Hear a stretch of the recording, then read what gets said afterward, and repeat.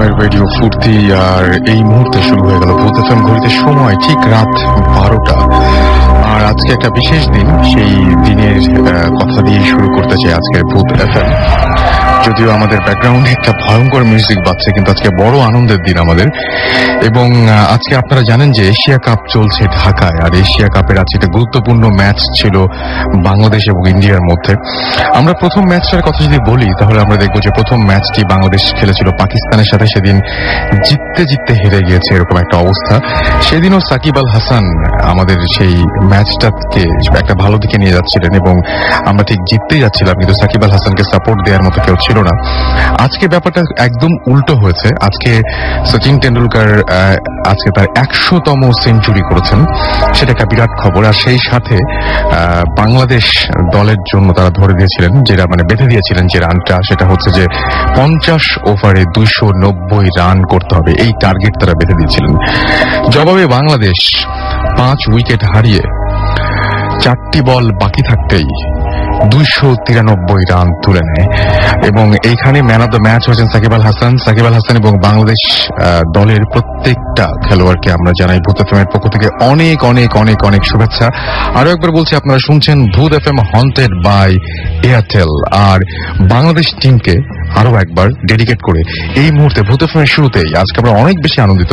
আমরা ওয়ার্ল্ড চ্যাম্পিয়নকে হারিয়েছি, সো আমাদের সেলিব্রেট তো করতেই হবে। আমরা প্লে করছি শুরুতেই চলো বাংলাদেশ।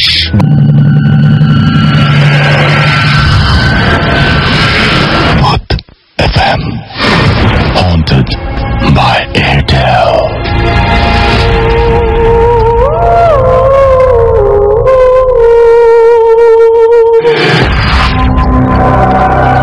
শুনছেন সবসময় রেডিও ফুর্তি। ফিরে এলাম আমি রাসেল, আমার সাথে আছে মাসুম। চলছে ভূত এফএম হন্টেড বাই এয়ারটেল। চলে এসছেন আমাদের অতিথিরা এবং চলে আসতে শুরু করেছে আপনাদের SMS। শুরুতেই বলি যে আপনারা যদি SMS পাঠাতে চান, তাহলে আপনার এয়ারটেল নাম্বার থেকে বা অন্য যে কোনো নাম্বার থেকে টাইপ করুন SHOUT শাউট স্পেস আপনার নাম স্পেস আপনার মেসেজ, পাঠিয়ে দিন 9840 নাম্বারে।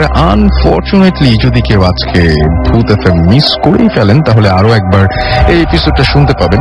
আর সেই জন্য আপনাকে এয়ারটেল এম রেডিওর সাহায্য নিতে হবে। ডায়াল করুন আপনার এয়ারটেল থেকে, এয়ারটেল নাম্বার থেকে 4040 সিলেক্ট করুন চ্যানেল 22। আপনি দেখবেন যে একের পর এক আপনাদের বিভিন্ন এপিসোডের অপশন দেওয়া হচ্ছে, এবং যে এপিসোডটি আপনি মিস করেছেন বা আরো একবার শুনতে চান, সেটা আপনি এম রেডিওর মাধ্যমে শুনতে পারেন। And now listeners can get the Bhoot FM tune, যেটা এখন প্লে হচ্ছে as their caller tunes, my tunes from Airtel. Bhoot FM tune code is 92125. You can activate it by sending a SMS. Type করুন CT space 92125 এবং পাঠিয়ে দিন 3123 নাম্বারে। ঠিক এই কলার টিউনটি আপনার কলার টিউন বা মাই টিউন হিসেবে সেট হয়ে যাবে। সো এই ছিল খবর। এখন আমরা সরাসরি ঘটনায় চলে যাব। আর আপনারা তো SMS পাঠাচ্ছেন, আমি দেখতে পাচ্ছি অলরেডি বেশ কিছু SMS চলে এসছে। আজহারুল আমাকে SMS করেছেন শুভ্র রাজশাহী বিনোদপুর থেকে, এবং তিনি বলছেন যে তার একমাত্র বাচ্চা, তার 20 মার্চ তার জন্মদিন। ওকে, ক্যাপ্টেন আমাকে SMS করেছেন, তারা 3 জন মিলে শুনছেন। নাদিয়া SMS করেছেন টিকাটুলি থেকে। অনু আমাকে SMS করেছেন, যেটা বলছেন যে ভাইয়া আজকে 4 উইকস পরে ফিরে এলাম। সাইদ আমাকে SMS করেছেন সিলেট থেকে, এবং তিনি ভূত এফএম শুনছেন এই মুহূর্তে। ইমু বরিশাল থেকে SMS করেছেন, তিনি বলছেন যে আমি ফাল্গুনি এবং অনেক খুব কষ্ট করে ভূত এফএম শুনছি। খালেদ লিখেছেন যে ভৌতিস্টরা আসবে কিনা। না, আজকে ভৌতিস্টরা সম্ভবত আসছেন না, তবে যে কোনো সময় চমকে দিয়ে চলে আসতে পারেন, বলা যায় না। কিফু আমাদের SMS করেছেন অ্যাঞ্জেল শিলা, তিনি অনেক হ্যাপি, আজকে ফাইনালি টেন্ডুলকার তার 100তম সেঞ্চুরি করেছে। ওকে, সো আমি সবকিছু আমি খেলাটা পুরোটাই দেখেছি এবং আমার ভালো লেগেছে টেন্ডুলকারকে। আমার টেন্ডুলকার অনেক অনেক অনেক পছন্দের একজন প্লেয়ার, বাট আজকে তার 100-এর জন্য অনেক কন্ট্রিবিউশন ছিল। টিমের প্রতি যে কন্ট্রিবিউশন, সেটাতে কোনো ঘাটতি ছিল কিনা আই ডোন্ট নো। সাফা আমাকে SMS করেছেন, এছাড়া আমাকে SMS করেছেন রাহা। শান্ত কিশোর আমাকে SMS করেছেন। রিপন আমাকে SMS করেছেন। ফয়সাল SMS করেছেন। সামাদ SMS করেছেন। শিমুল আমাকে SMS করেছেন। মিডনাইট ঐশী আমাকে SMS করেছেন। রাকিব SMS করেছেন আফসানা খুলনা থেকে, এছাড়াও শিমুল শফিপুর থেকে, ফাহাদ মগবাজার থেকে।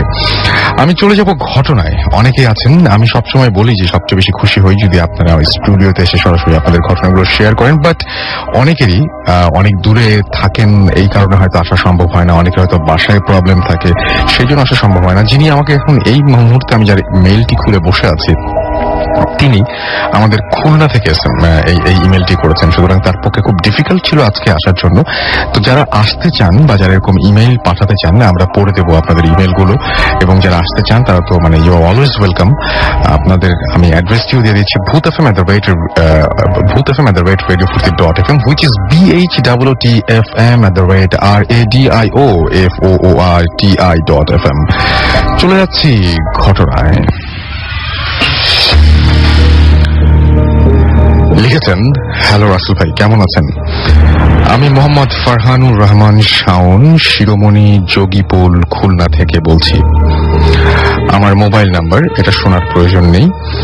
আমি আপনাদের যে ঘটনাটি বলবো সেটি হলো আমার জীবনে সম্প্রতি ঘটে যাওয়া একটি ঘটনা। ঘটনাটি ঘটেছে গত 2011 সালের প্রথম দিকে। মাস এবং তারিখটা আমার ঠিক মনে নেই, তবে তখন আমাদের মহল্লাতে বিভিন্ন জায়গায় ব্যাডমিন্টন টুর্নামেন্ট আয়োজন করা হতো। তো ঠিক তেমনি একটি টুর্নামেন্টের প্রীতি ম্যাচ খেলার জন্য আমি সেখানে উপস্থিত থাকি। আগে থেকেই বলছি, ব্যাডমিন্টন খেলাতে আমি তেমন পারদর্শী ছিলাম কিনা জানি না, তবে খেলাটি আমার প্রিয় খেলার একটির মধ্যে পড়ে। তো সেখানে খেলতে খেলতে প্রায় আনুমানিক রাত 12:30 বেজে গেল, কিন্তু তবু আমার তেমন কোনো চিন্তা হচ্ছিল না, কারণ সেদিন রাতে বাসায় ফিরবো না। কথাটি আমার পরিবারকে জানিয়েই বের হয়েছিলাম, কারণ এমন রাত করলে আমরা সাধারণত আমাদের ফ্রেন্ড মামুনের বাসায় থাকি। তো বরাবরের মতো বাসায় যাওয়ার চিন্তা নেই ভেবে আরো একটু সময় সেখানে থেকে তারপর বন্ধু মামুনের বাসার উদ্দেশ্যে রওনা হয়ে রাতে বাসায় ফিরবো না বলে মামুনকে আমি আগে থেকে কিছু খাবার রেখে দিতে বলি। খেলাটি হচ্ছিল শিরোমণি বাজারের পাশে একটি জায়গায়। মামুনের বাসায় যেতে হলে আমাকে আমাদের বাসার সামনে দিয়ে যেতে হবে, কিন্তু রাস্তার পাশে একটি ঘন জঙ্গল ছিল। সেখান দিয়ে গেলে মামুনের বাসায় যেতে আরো সহজ এবং মানে একটা শর্টকাট হতো আর কি। সাধারণত দিনের বেলায় এই জঙ্গলের মধ্যে লোক চলাফেরা করে, কিন্তু রাতের বেলায় তারা রাস্তা ঘুরে যায়। মামুনের বাসা ছিল যোগীপুল গ্রামের মাঝামাঝি একটা জায়গায়। তো আমি তেমন কোনো কিছু না ভেবেই জঙ্গলের মধ্যে রাস্তা দিয়ে হাঁটা শুরু করলাম। তখন আনুমানিক রাত 11:15 বা তার বেশি বাজে। একা একা হাঁটছি। কিছু দূর যাওয়ার পর আমি বুঝতে পারলাম সামথিং ইজ রং। আমার মনে হলো কেউ হয়তো আমাকে অনুসরণ করছে, তবে আমি একটি হ্যালুসিনেশন ভেবে আবারও চলা শুরু করলাম। কিন্তু কিছু দূর যেতেই আমি দেখলাম স্বাভাবিকের তুলনায় আকারে অনেক বড় একটি সাদা বেড়াল আমার পাশ দিয়ে চলে যাচ্ছে। তো আমি তখনও কিছু বুঝলাম না। কিছু দূর যাওয়ার পর দেখি বিড়ালটা আমার পায়ের নিচে, অর্থাৎ পায়ের সাথে জড়াজড়ি করছে। তখন আমি আরো জোরে হাঁটা শুরু করি। সামান্য দূরে যাওয়ার পর একটা গোরস্থান বাদে সেখানে এসে আমি আর বিড়ালটাকে দেখতে পাই না। কবরস্থান পার হওয়ার পরে একটি বাড়ি, যার সামনে বিশাল জায়গা নিয়ে একটি বাগান, আর বাগানের ঠিক অপর পাশে আমার বন্ধু মামুনের বাসা। তো বাগানের পাশ দিয়ে যেতে যেতে হঠাৎ ওই বাড়িটির গেটের দিকে আমার চোখ আটকে গেল। সেখানে আমি যা দেখলাম সেটার ভাষায় প্রকাশ করা যায় না। দেখলাম বাগানের মাঝখানে দুটো নারকেল গাছ, আর সেই নারকেল গাছের একটি দোলনা দুলছে, যার ওপর উল্টো দিকে মুখ করে একজন মহিলা বসে দোল খাচ্ছে। মহিলাটির পরনে একদম সাদা একটি পোশাক।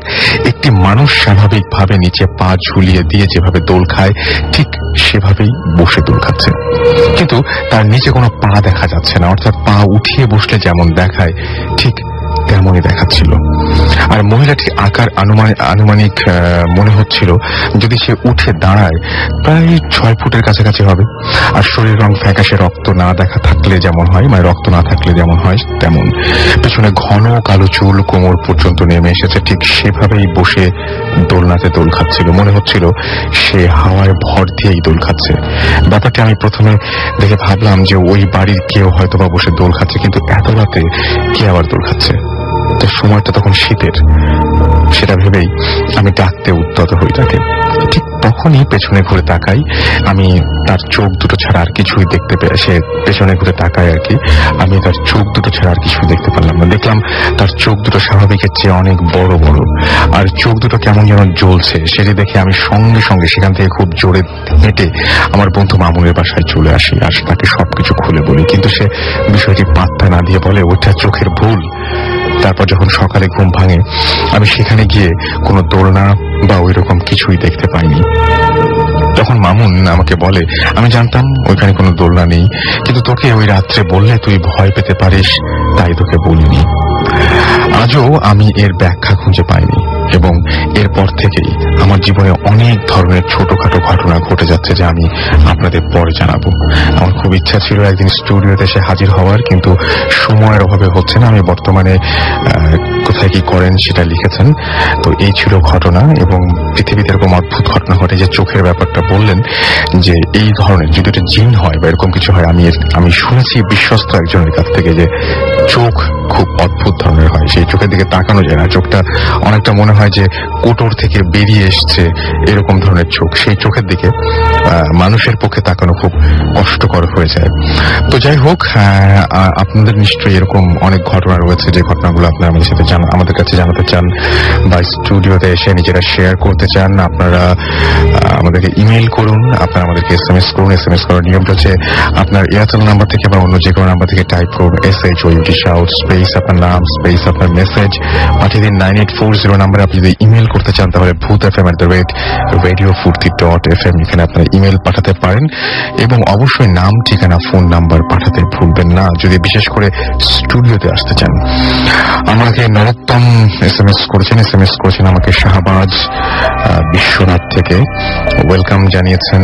শফিক লালবাগ থেকে ঢাকা থেকে SMS করেছেন আমাকে। আশিক রাজশাহী থেকে SMS করেছেন এবং তিনি বলছেন যে আজকে ভূতেরা অনেক জোশ আছে কারণ বাংলাদেশ আজকে জিতেছে। খায়রুল আমাদের ঝালকাঠি থেকে SMS করেছেন। আমিনুল আমাদের SMS করেছেন। অনেক SMS করেছেন মেঘবালিকা ময়মনসিং থেকে। এছাড়াও আমাকে SMS করেছেন মৌটুসী সাগর SMS করেছেন আমাকে SMS করেছেন দেখতে পাচ্ছি ডক্টর গোলাপ, রাতুল, রনি সহ আরো অনেকে। আমি জানি না যে আজকে কেমন লাগবে আপনাদের সমস্ত ঘটনাগুলো। আজকে আমাদের একজন গেস্ট অর্থাৎ অতিথি তিনি উপস্থিত হতে পারেননি বলে আমাদের জানিয়েছেন একদম শেষ মুহূর্তে। তারপরেও যারা আছেন তাদের কাছ থেকে আমরা ঘটনাগুলো শুনবো এক এক করে। তবে তার আগে একটা ছোট্ট বিরতিতে আমাদের যেতে হবে এবং সেই বিরতির পরে আমরা আবারও ফিরে আসবো। So stay tuned to radio ফুর্তি এন্ড ডোন্ট স্টপ দ্য ফুর্তি।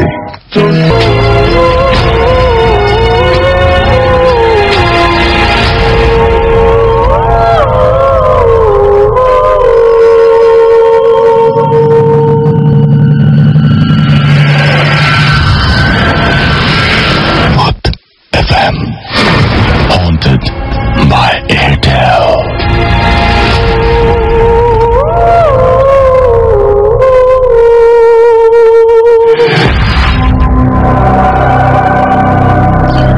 শুনছেন সবসময় রেডিও ফুর্তি আর চলছে ভূত FM হন্টেড বাই এয়ারটেল। আমাকে শামীম SMS করেছেন এবং শামীম আজকে আমাকে জানিয়েছেন যে ইন্ডিয়া টেক 100 এবং টাইগার্স হচ্ছে আজকে জিতেছে। টাইগাররা সেরকম কিছু নেয় নাই, তবে তারা আজকে জিতেছে, ম্যাচটা জিতে তারপরে ঘরে ফিরেছে। যাই হোক, আমাদের মনে হয় পাওয়ার পাল্লাটা অনেক বেশি। এছাড়াও আমাকে পীযূষ SMS করেছেন ডিজে ভূত। এছাড়াও আমাকে SMS করেছেন দেখতে পাচ্ছি সাকিজ, SMS করেছেন আমাকে জুবাইরা, SMS করেছেন আমাকে সামিন রিয়া। এছাড়াও দেখতে পাচ্ছি যে রাতুল রাজশাহী থেকে, খালিদ সহ আরো অনেকে।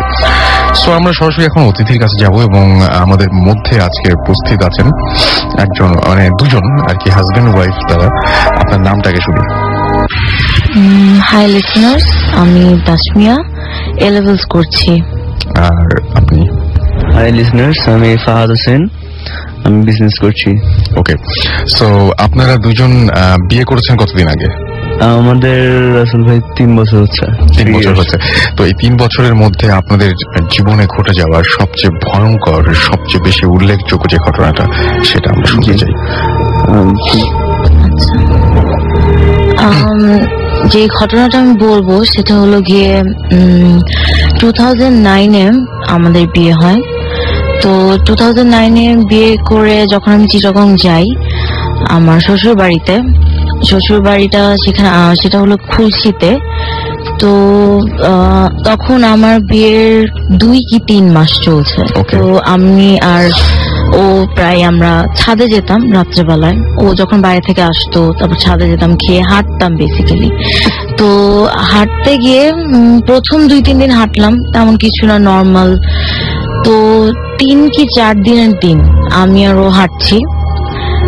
তো ছাদটা হলো গিয়ে প্রতিটা বাসায় 4 কোণা, তো ছাদটাও 4 কোণা আর কি, এক কোণা থেকে এসে আরেক এন্ডে যে শেষ হয়, আর মাঝখানে হলো গিয়ে সিঁড়ি দিয়ে বের হয় যে ছাদটার দিকে, লিফটের ঘরটা আর কি। তো আমি আরো উঠে হাঁটলাম, হাঁটতে হাঁটতে একটা কর্নারে গিয়েছি, লম্বা ভাবে আমরা দাঁড়ালাম, দেখি উল্টো দিকে একটা মহিলা দাঁড়িয়ে আছে। মানে মহিলা কিভাবে বুঝলাম সেটা হলো গিয়ে, মানে একটা স্কার্ট পরা, লম্বা স্কার্ট, নর্মাল টপস পরা, টি শার্ট, আর মিডিয়াম সাইজের চুল উঠছে নর্মালি। মহিলাটা কিরকম একটা গ্রিলের মধ্যে ভর দিয়ে যেভাবে নিচে তাকালে যেরকম হয় যে কিছু একটা দেখছে, উল্টোর দিকে তাকিয়ে আছে মহিলাটা। তো আমরা দুজন দাঁড়ালে আছে, মনে করছি যে হয়তো বা ছাদে হাঁটতে উঠলো, আচ্ছা ঠিক আছে, আমরা ফেস দেখি নেই। হ্যাঁ, ফেস দেখি নেই।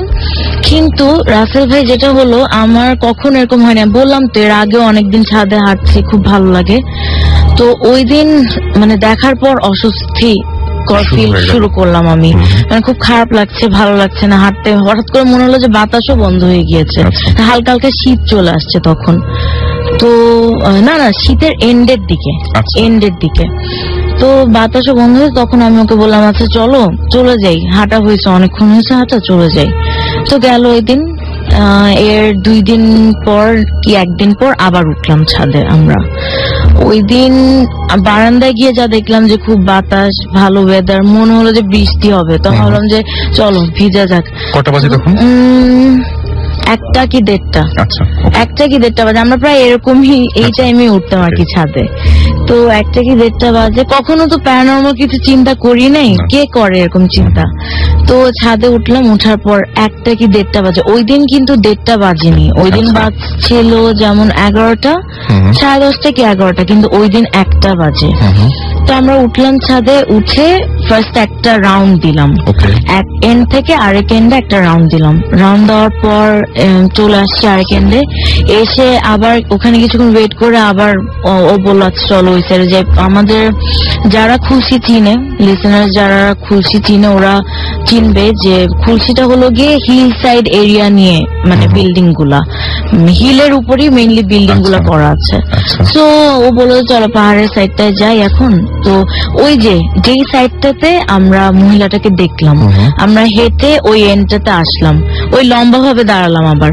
ওই মহিলাটা যেখানে দাঁড়িয়ে ছিল ওনার থেকে 20 গজ দূরে, মানে ওনাকে দেখে আর কি দাঁড়িয়ে গিয়েছি যে মানে ব্যাপার কি 1টা বাজে। আমি এটা একটু মানে বুঝিয়ে দেই রাসেল ভাইকে, সেটা হলো গিয়ে যে ও ভয় পেয়েছে, আমিও ভয় পেয়েছি। আমি এটা বলিনি, আমি ওর হাতটা চাপ দিয়ে ধরে আমি বললাম যে আমি যাচ্ছি না ওই সাইডে। ও বুঝছে যে আমি ভয় পেয়েছি, ও না মানে আমাকে বুঝতে দেয় না, বলে চলো। আমি বলছি আরে দেখো এখানে মহিলাটা এত রাত্রিবেলায় কি করে, মানে আমি বোঝাতে পারবো না কিরকম একটা ভয় যে কাজ করেছে তখন মনের ভিতরে। ও তখন কি করলো, ওর পকেটে লাইটার ছিল, লাইটারটা অন অফ করা স্টার্ট করলো। তুমি বলো। না রাসেল ভাই, মানে দ্বিতীয়বার যখন আমরা মহিলাটাকে দেখি তখন যে ভয়ের ঘটনাটা বেশি ভয়ের, মানে ও হয়তো মিস করছে কিছু। মানে আমরা যখন সেকেন্ড দিন মানে ছাদে উঠি, তো ছাদে ওই ফার্স্টে একটা রাউন্ড দিই আমরা, দিয়ে আমরা যেদিক দিয়ে উঠি মানে সিঁড়িঘরের যে দরজাটা, রাউন্ড দিয়ে ওই দরজার সামনে এসে আবার দাঁড়াই আমরা। আচ্ছা, তখন ছাদে কেউ ছিল না, মহিলাটাকে কিন্তু দেখিনি।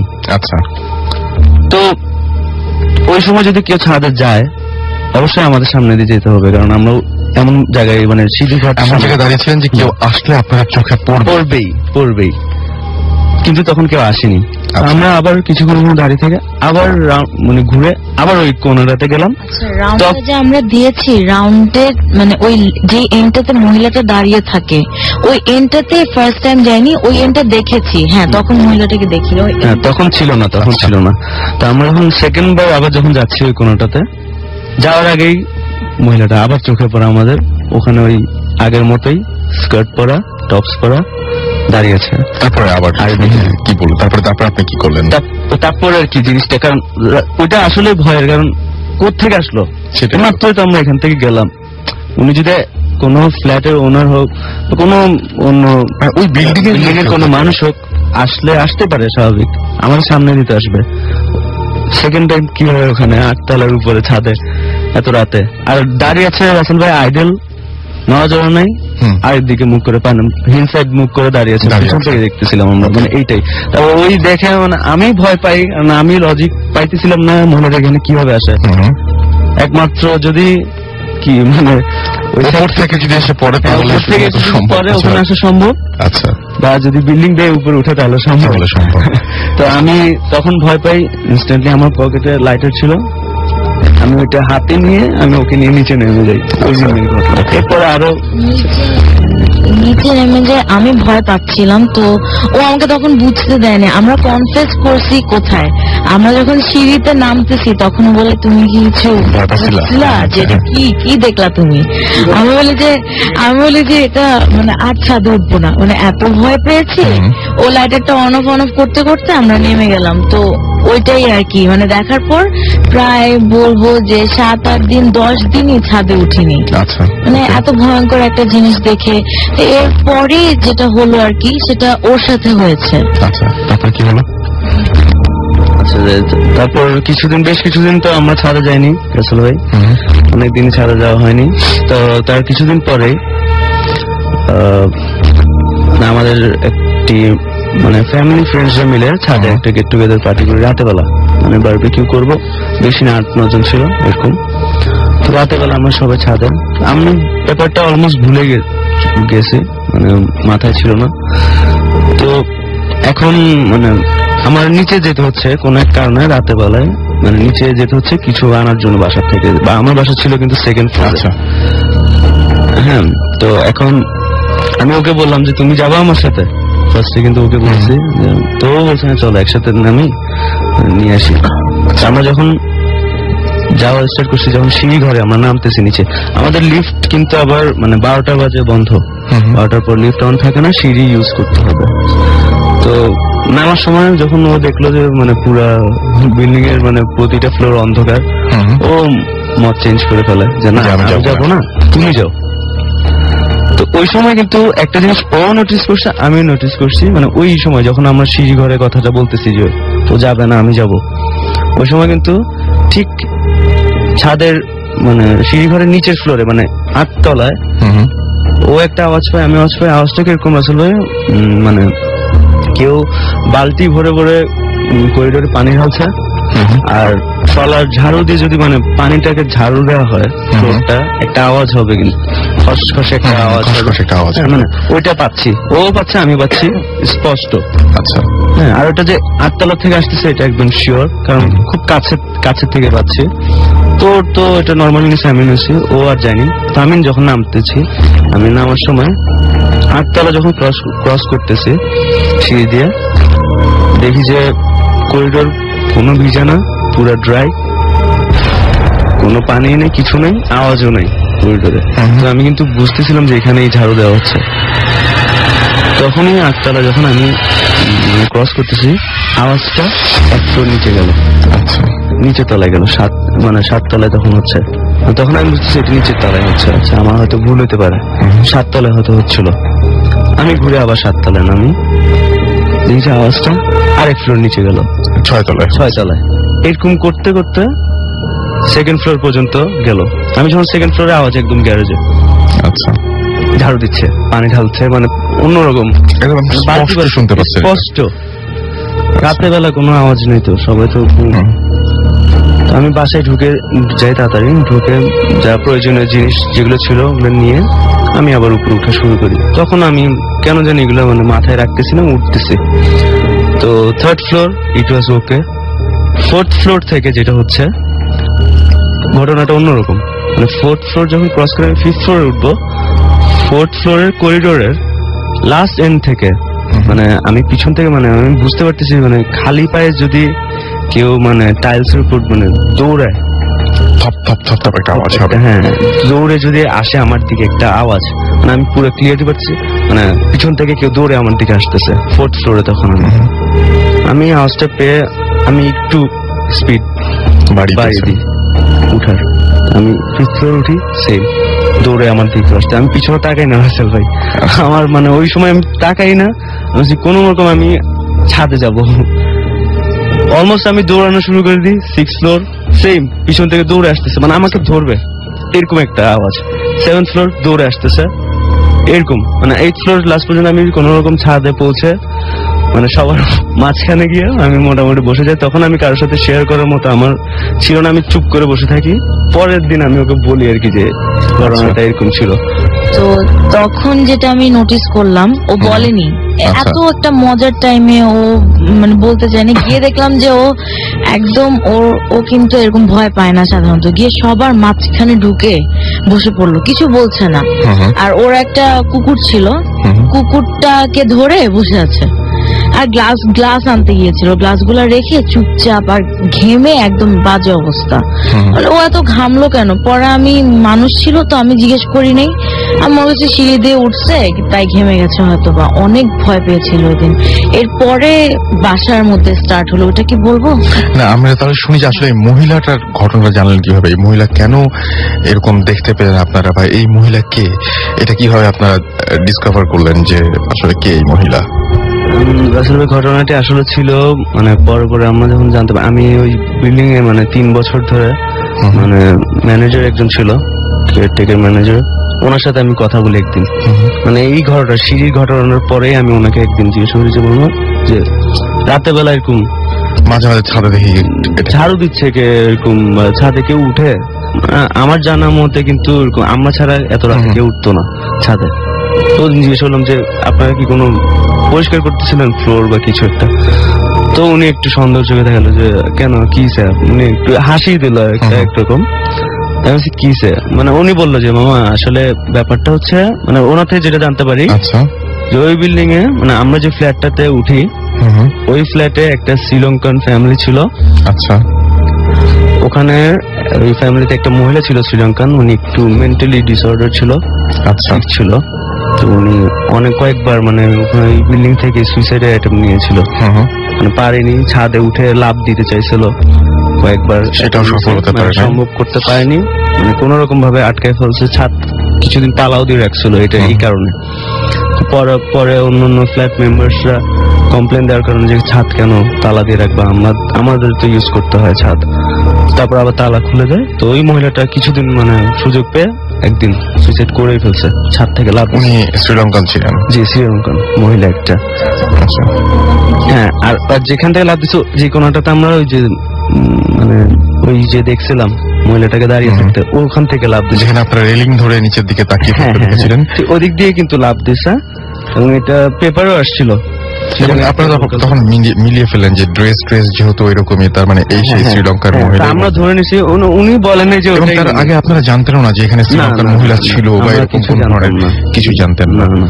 ওকে, তো আমরা একটা ঘটনা শুনলাম, আমরা আবার আপনার কাছে ফিরে আসবো। আমাদের আরেকজন অতিথি আছেন, তার সাথে একটু কথা বলবো, তবে তারা কিছু SMS দেখবো আমরা। সুমন আমাকে SMS করেছেন, এবং আমাকে SMS করেছেন বাপ্পি, এছাড়াও আমাকে SMS করেছেন সাজ্জাদ, SMS করেছেন ghost Urmi ideal commerce college থেকে। এছাড়াও মাইকেল জ্যাকসন আমাদের SMS করেছেন জুজুর গল্প শুনতে চান। খুব দ্রুত আমরা নেক্সট মান্থে সম্ভবত আমরা এই এপিসোডটা আপনাদের শুনিয়ে দেব। মাহফুজ আমাদের SMS করেছেন। এছাড়াও SMS করেছেন আমাদেরকে তৃষ্ণা চট্টগ্রাম থেকে। এছাড়াও আমাদেরকে SMS করেছেন দিগন্ত। তো আমরা ছোট্ট ব্রেকের পরে ফিরে আসছি। স্টে টিউন টু রেডিও ফুর্তি এন্ড Haunted by Airtel.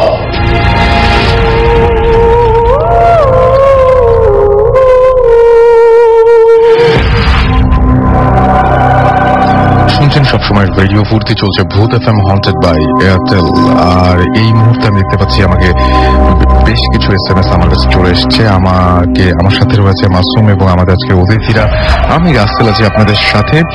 জানি দিই, রিয়া আমাকে লিখেছেন, ভাইয়া ভূত FM শোনার পরে আমার অনেক ভয় লাগে। এটাই স্বাভাবিক। জ্বরের ওষুধে জ্বর সারবে, এটাই স্বাভাবিক। আর ভূত FM ভয় লাগবে, এটাও স্বাভাবিক। লালবাগ থেকে ইমন আমাকে SMS করেছেন, রাসেল ভাই আমরা 5 জন মিলে অন্ধকার রুমে ভূত FM শুনছি। আপনাদের সাহসিকতার জন্য আপনাকে ধন্যবাদ, এবং আশা করছি যে অনেক এনজয় করছেন আপনারা। লতা গুলশান থেকে লিখেছেন অসম অসম অ্যান্ড অসম। থ্যাংক ইউ আমাদের সঙ্গে থাকার জন্য এতক্ষণ পর্যন্ত। এবং এই যে অসম অসম অসম বলেছেন, সেইটা অবশ্যই যারা অতিথি এসছেন তাদের প্রাপ্য, তাদের ঘটনা শুনে ভালো লেগেছে আপনাদের কাছে। আবার যখন আপনাদের খারাপ লাগে সেক্ষেত্রেও কর্তৃপক্ষ দায়ী নয়, এটাও মনে রাখতে হবে আর কি। আচ্ছা, তাশিদ আমাদের SMS করেছেন সিরাজগঞ্জ থেকে। এছাড়াও সিয়াম SMS করেছেন সিরাজগঞ্জ থেকে। অনি SMS করেছেন আমাদেরকে। মুর্দাভূত SMS করেছেন সপুরা গোরস্থান রাজশাহী থেকে। নাজ, নীলা, নিপা, তনিমা, আয়েশা, আশা, তোমরা ভয় পাও না, তোমরা ভয় পেও না, আমি আছি। ওকে। এছাড়া আমাদেরকে ব্র্যান্ড বস SMS করেছেন। রানা SMS করেছেন যশোর থেকে। অ্যালেন ঘোস্ট আমাদের SMS করেছেন। এছাড়াও আজাদ আমাদের SMS করেছেন। SMS করেছেন রাজু মোহাম্মদপুর থেকে। এছাড়াও আমাদের শাহিন বাড্ডা থেকে SMS করেছেন। SMS করেছেন চন্দনপুর ভয়ঙ্কর বালক। এছাড়াও আমাদেরকে সৌরভ SMS করেছেন। তানভীর SMS করেছেন। তন্ময় পল্লবী থেকে SMS করেছেন, তিনি বলেছেন আমি প্রায় ভূত FM শুনি। এছাড়াও আমাদের সাদ্দাম SMS করেছেন। SMS করেছেন রাকিব খুলনা থেকে। খাজা ঢাকা থেকে SMS করেছেন। SMS করেছেন ঘোস্ট রাইডার। ওকে। এছাড়াও আমাদের SMS করেছেন দেখতে পাচ্ছি SK রনি ফ্রম শনি রাখড়া থেকে। বাংলাদেশ টিমকে কংগ্রাচুলেট করেছেন তিনি। প্রিন্স শুভ আমাদের SMS করেছেন। প্রত্যয় আমাদের SMS করেছেন। আমরা চলে যাচ্ছি ঘটনায়। আমাদের সঙ্গে আরো একজন অতিথি আছেন, তার কাছে যাব এবং আপনার ঘটনাটা শুনি। তাহলে আমরা, হ্যালো, আপনার নামটা বলেন আগে। আমি ইরফান, ইস্ট ওয়েস্টে BBA করছি। আমার বাসা হচ্ছে মহাখালী। আমার অরিজিন হোম ডিস্ট্রিক্ট হচ্ছে কুমিল্লায়। আচ্ছা। আমার ঘটনাটা একদম রিসেন্ট, লাস্ট কোরবানি ঈদের ঘটনা। আমার এই ঘটনাটার মানে এটার সাথে আর অনেকগুলি ঘটনা রিলেটেড, বাট আমি সরাসরি মানে একদম ঈদের সময় যে ঘটনাটা ঘটছে আমি সরাসরি সেটাই চলে যাবো। জাস্ট ঈদের পর দিনের ঘটনা আছে ভাই। লাইক আমাদের দেশের দাদুর বাড়ি যেটা, ঈদের পর দিন আমরা সেখানে মানে কাজিনরা সেখানে আছে আর কি, অনেক কাজিন সেখানে। আমার কাজিন, তারপর ওদের কিছু ফ্রেন্ড আছে, তো ফোন দিল আমাকে সেখানে যাওয়ার জন্য। লাইক কিছু কাজও ছিল পার্সোনাল নিজেদের মধ্যে। তো আমি মোটামুটি মানে যেই ওয়েটাতে যেতে হয় সেখানে, সেটা লাইক সন্ধ্যার পর 7টা সাড়ে 7টার পর থেকে একটু রিস্কি। লাইক ওই টাইমে ঈদের সময় বেসিক্যালি ডাকাতি টাইপের হয়, CNG বা গাড়ি যে কোনো কিছু থামিয়ে জাস্ট ওরা জিনিসপত্র নিয়ে চলে যায় আর কি। লাইক এই টাইপ। তো আমি মানে নর্মালি দুপুরের দিকে যাওয়ার প্ল্যান ছিল। আমি মনে করছিলাম 3টা সাড়ে 3টা বা 4টার মধ্যে চলে যাব। আমি ঘুমাই পড়ি দুপুরের দিকে। ওই টাইমটাতে আমি আর যেতে পারি না। উঠে দেখি যে 6টার মতো বেজে গেছে। 6টার মতো চিন্তা করছি যাবো কি যাবো না, লাইক এই টাইপ অফ চিন্তা করছি যখন, ঠিক তখনই একটা কাজিন ফোন দিয়ে বললো যে সমস্যা নাই, চলে, কোনো প্রবলেম হবে না। আর এইবার এখনো কোনো কিছু ঘটেনি এই টাইপের। সো আমি বের হইতে ফ্রেশ ট্রেশ হয়ে খাওয়া দাওয়া করে বের হইতে 7টার মতো বেজে গেছে। তো আমাদের এখানে যেখান থেকে CNG যায় নর্মালি, CNG গুলা মানে মানুষ রিজার্ভ করেও নিয়ে যেতে পারে, লাইক আবার এমনিতেও যায়, মানুষ আলাদা আলাদা ভাবে উঠে যায়। ঈদের সময় রিজার্ভ করে নিয়ে যেতে দেয় না, মানুষজন ঝামেলা করে, বলে যে যাওয়া যাবে না বা এই টাইপের, অনেকেই যেহেতু যাবে মানে যেতে দেয় না আর কি। তো আমি গেলাম, যাওয়ার পর অনেক রাশ, ঈদের পর দিন ছিল তো রাশ ছিল অনেক বেশি। তো আমি গিয়ে যা মনে হলো যে মিনিমাম 30 মিনিটস মতো ওয়েট করতে হবে আমাকে। সো আমি আর ভয় পাচ্ছি যে যদি আমাকে রাস্তায় ধরে ফেলে, সেই চিন্তা করে আমি চিন্তা করলাম কি যাবো না আজকে, কালকে সকালেই যাব। তো ওই CNG যে স্ট্যান্ডটা ওখান থেকে বের হয়ে চলে আসছি, ঠিক তখনই দেখি যে রাস্তার মধ্যে একটা CNG যে চালায় ড্রাইভার, সে সহ 5 জন ছিল। নর্মালি 6 জন জায়গা হয়, তোমার সামনেও বসায়। তো আমি চিন্তা করলাম যেহেতু একটা CNG খালি যাচ্ছে, আমি সেটা উঠে চলে যাই। হাত দেখালাম, সে থামালো, পিছের সিটটা খালি ছিল। নর্মালি যেটা থাকে না, মানুষ কিন্তু আগে পিছের গুলিতে বসে তারপরে সামনেটায় যায়। তো হাত দেখালাম, বললো যাবে নাকি, তো সে বললো যাবে। তো উঠলাম, চলছে 30 মিনিটের মতো, মানে খুবই নর্মাল CNG হয়ে যাচ্ছে, CNGতে মানে নর্মালি যাচ্ছি। তো যেই জায়গাটা রিস্ক বেসিক্যালি, সেই জায়গাটার নাম হচ্ছে 6 গ্রাম, ওই জায়গাটার নাম আর কি। তো ওখানে যাওয়ার পর একটু টেনশন কাজ করছে, আসলে কি হবে না হবে, মানে এমনিতে একটা ভয় মানুষের তো কাজ করে, স্বাভাবিক। তো সেটা কাজ করছে, যাচ্ছি। তো এই যখন চিন্তাটা মাথায় যখন ঘুরছে, ঠিক তখনই তার 2-1 মিনিট পরে হঠাৎ করে আমার চোখটা জাস্ট লেফট সাইডে গেল, সিএনজির উপরের দিকে জাস্ট চোখটা গেল। যাওয়ার পরে আমি জাস্ট মানে কি দেখলাম, মানে হরিবল। জাস্ট দেখলাম যে একটা ফিগার, লাইক মানুষের মতোই কাইন্ড অফ দেখতে মনে হলো, যে ওইটা সিএনজির বাম পাশে যেই একদম রুফটা সিএনজির, হ্যাঁ ঠিক ওইটা সোজা জাস্ট ফ্লাই করছে ওই টাইপের। তো দেখে জাস্ট মানে কি বলবো, মানে বলার মতো কিছু ছিল না। আমার পাশে একটা বয়স্ক আঙ্কেল ছিল, দাঁড়িয়ে ছিল, ওনার বৃদ্ধই ছিল মোটামুটি। ওনার দিকে তাকালাম, আমি দেখি উনিও দেখছে। তো একটা সময় দেখলাম কি সবাই জিনিসটা দেখলো, ইভেন রাইট সাইডেও সেম জিনিসটা, মানে একই জিনিস রাইট সাইডের রুফের পাশে, দুই দিক দিয়ে দুইটা। আর মজার জিনিস হচ্ছে যে মানে আপনি নর্মালি কিছু একটা দেখলেন, লাইক কিছু দেখার পর কিন্তু মানে সবগুলি মানুষ একসাথে দেখে না, দেখাই দিতে হয় না যে আমি এটা দেখলাম না আপনি দেখতেছেন নাকি। আমি দেখলাম যে সবাই একসাথে জিনিসটা দেখলো। আচ্ছা, দেখার পর মানে সবচেয়ে বেশি ভয় আমি পাইছি, আমি শিওর সেখানে। তো আমি জাস্ট আঙ্কেলের দিকে তাকায়, মানে আমার অবস্থাই দেখার মতো ছিল। আঙ্কেল বলছে ভয় পাও না বাবা, কিছু হবে না, জাস্ট দোয়া দুল পড়ো, তুমি যেগুলি পারো সেগুলো পড়ো। তো পড়তেছি, বাট ওইটাও আমার সাথে মুভ করছে। তো একটা জিনিস বলে রেখে, আমি যখন সিএনজিতে উঠলাম তখন মোস্ট প্রবলি 6:15 মতো বাজে। তো যাচ্ছি, ওই জিনিসটা আমাদের সিএনজির সাথে মুভ করছে। তো একটা পর্যায়ে আমি দেখলাম কি যে সিএনজি ওয়ালা মানে সে তার মতো চালিয়ে যাচ্ছে, কোনো নর্মাল চালিয়ে যাচ্ছে, নর্মাল স্পিডেই যাচ্ছে। তো আমি সিএনজি বলবো মামা তুমি জাস্ট ভয় পেও না, তুমি তোমার মতো চালায় যাও। তো সিএনজি ওয়ালা আমাকে যে রিপ্লাই দিল সেটা একটু অবাকই হলাম আমি। লাইক সে আমাকে বললো যে মামা কি বলেন, কি ভয় পাবো, এগুলো তো নর্মাল, ভয় পাওয়ার কিছু নেই। আমি ওর ব্যাপারটা এমনই মনে হলো। তা আমি ওর কথা একটু অবাকই হলাম যে আসলে ও ভয় পাইতেছে না, বাট এমন একটা জিনিস নর্মাল ভয় পাওয়ার মতো এই জিনিসটা। তো আমার কাছে যা মনে হলো, আমি তখন ফোন বের করে, যে আমার হাতে ঘড়ি ছিল না, যে মানে কয়টা বাজে বা কি হচ্ছে ওইটা যে দেখবো এই সাহসটা আমার ছিল না। ইভেন ওইটার দিকে যে তাকায় থাকবো মানে সেই সাহসটাও পাচ্ছি না। তারপর আমি যেটু মানে দেখছি সেটা আমি একটু এক্সপ্লেন করি জিনিসটা। সেই জিনিসটার সিএনজি তো মাঝখানে তো দুইটা ভাগ, ড্রাইভারের পিছনে একটা ভাগ থাকে। তো ঢাকায় আমরা যেসব সিএনজি গুলি দেখি সেগুলিতে কিন্তু ডান দিক বাম দিকে পুরো আটকানো থাকে গ্রিল দিয়ে, বাট ওই জায়গায় কিন্তু একদম ওপেন, জাস্ট কিছুই নেই। তো মাঝখানে যে ভাগটা, সেই ভাগটার পর থেকে সামনে পর্যন্ত ওর মাথাটা যা বুঝা গেছে, যা পুরাটাই কিন্তু একটা হোয়াইট মানে জিনিসের মধ্যে কাভার ছিল। তো এমন মানে মনে হলো যে গলাটা ওই জায়গাটার পর থেকে, আর পিছন দিয়ে সিএনজি শেষ পর্যন্ত মানে যে যতটুকু চোখে দেখা যায়, তো ওটুকু পর্যন্ত আমি জাস্ট দেখলাম যে পিছের অংশটা, বাট ওর পা আছে না হাত আছে ওইসব কিছুই ক্লিয়ার না। আর আমার কাছে যা মনে হলো দেখে, মানে শেপটা দেখে, যে এটা পিছে আরো একটু আছে, মোটামুটি অ্যারাউন্ড 7-8 ফিট হয়ে যাবে কাছাকাছি এমন হবে। তো মিনিমাম 15 থেকে 20 মিনিট অবশ্যই এটা আমাদের সাথে ছিল। ইভেন ওই সময় রাস্তাটায় একদম জাস্ট পুরো ব্ল্যাঙ্ক ছিল, কিছুই ছিল না রাস্তায়, কোনো মানুষ না, ইভেন একটা গাড়িও ছিল না, কিছুই ছিল না। বাট ওই সময় normally every 4 or 5 minutes later পরপরই মানে একটা সিএনজি যাওয়ার কথা, কারণ যেহেতু অনেক রাশ, আমি দেখে এসেছি অনেক সিএনজি ওখানে। তো যাচ্ছে তো মিনিমাম 20 মিনিট পরে জাস্ট ভ্যানিশ, নর্মাল একদম সিএনজিও চলছে। তা আমি জাস্ট পাশের যেই চাচাটা ছিল আঙ্কেল, ওনাকে বললাম যে আঙ্কেল কি মনে হয় মানে এমন হলো কেন? আঙ্কেল বলছে হতেই পারে এগুলো রাস্তাঘাটে, তো ঘটছে হয়তো কোনো কিছু একটা, তেমন কোনো কিছু তুমি আমাকে এক্সপ্লেন করে নাই। তখন সাথে আমি আমার কাজিনকে ফোন দিলাম যে এমন তুই সিএনজি স্ট্যান্ডে এসে থাক, আমি একটু সমস্যা হয়েছে, তুই আসলে তোর সাথে কথা বলবো। তো নামলাম, নেমে ফার্স্ট আমি যেটা করলাম যে আমি ঘড়ি দেখলাম, তখন দেখি আমি 8:30 বাজে। আমার কথা হচ্ছে আমার ওই ডিস্টেন্সটা কভার করতে 50 মিনিট, ম্যাক্সিমাম 1 ঘন্টা, এর বেশি ইম্পসিবল লাগার কোনো চান্সই নেই। বাট যে এক্সট্রা 15 মিনিট ওইটা করতে আসলো, আমি এটা নর্মাল রাস্তা হতে পারে, আমি বলবো না যে এটা প্যারানর্মাল কিছু, বাট এক্সট্রা 15 মিনিট সময় সেখানে লাগছে। নামার সাথে আমি কাজিনকে বললাম আমার সাথে চল, সাথে আমি সিএনজি স্ট্যান্ডে গেলাম। যে আচ্ছা, মজার জিনিস হচ্ছে সিএনজি নর্মাল ভাড়া হচ্ছে আপনার 50 টাকা ওই এরিয়াটা কভার করার জন্য। তা আমি ওই সময় 100 টাকা করে চার্জ করে, ওরা যেহেতু ঈদের সময় রাশ বেশি 100 টাকা করে চার্জ করে। বাট আমি নেমে ওকে বললাম যে মামা কত দিব? 50 টাকা দেন।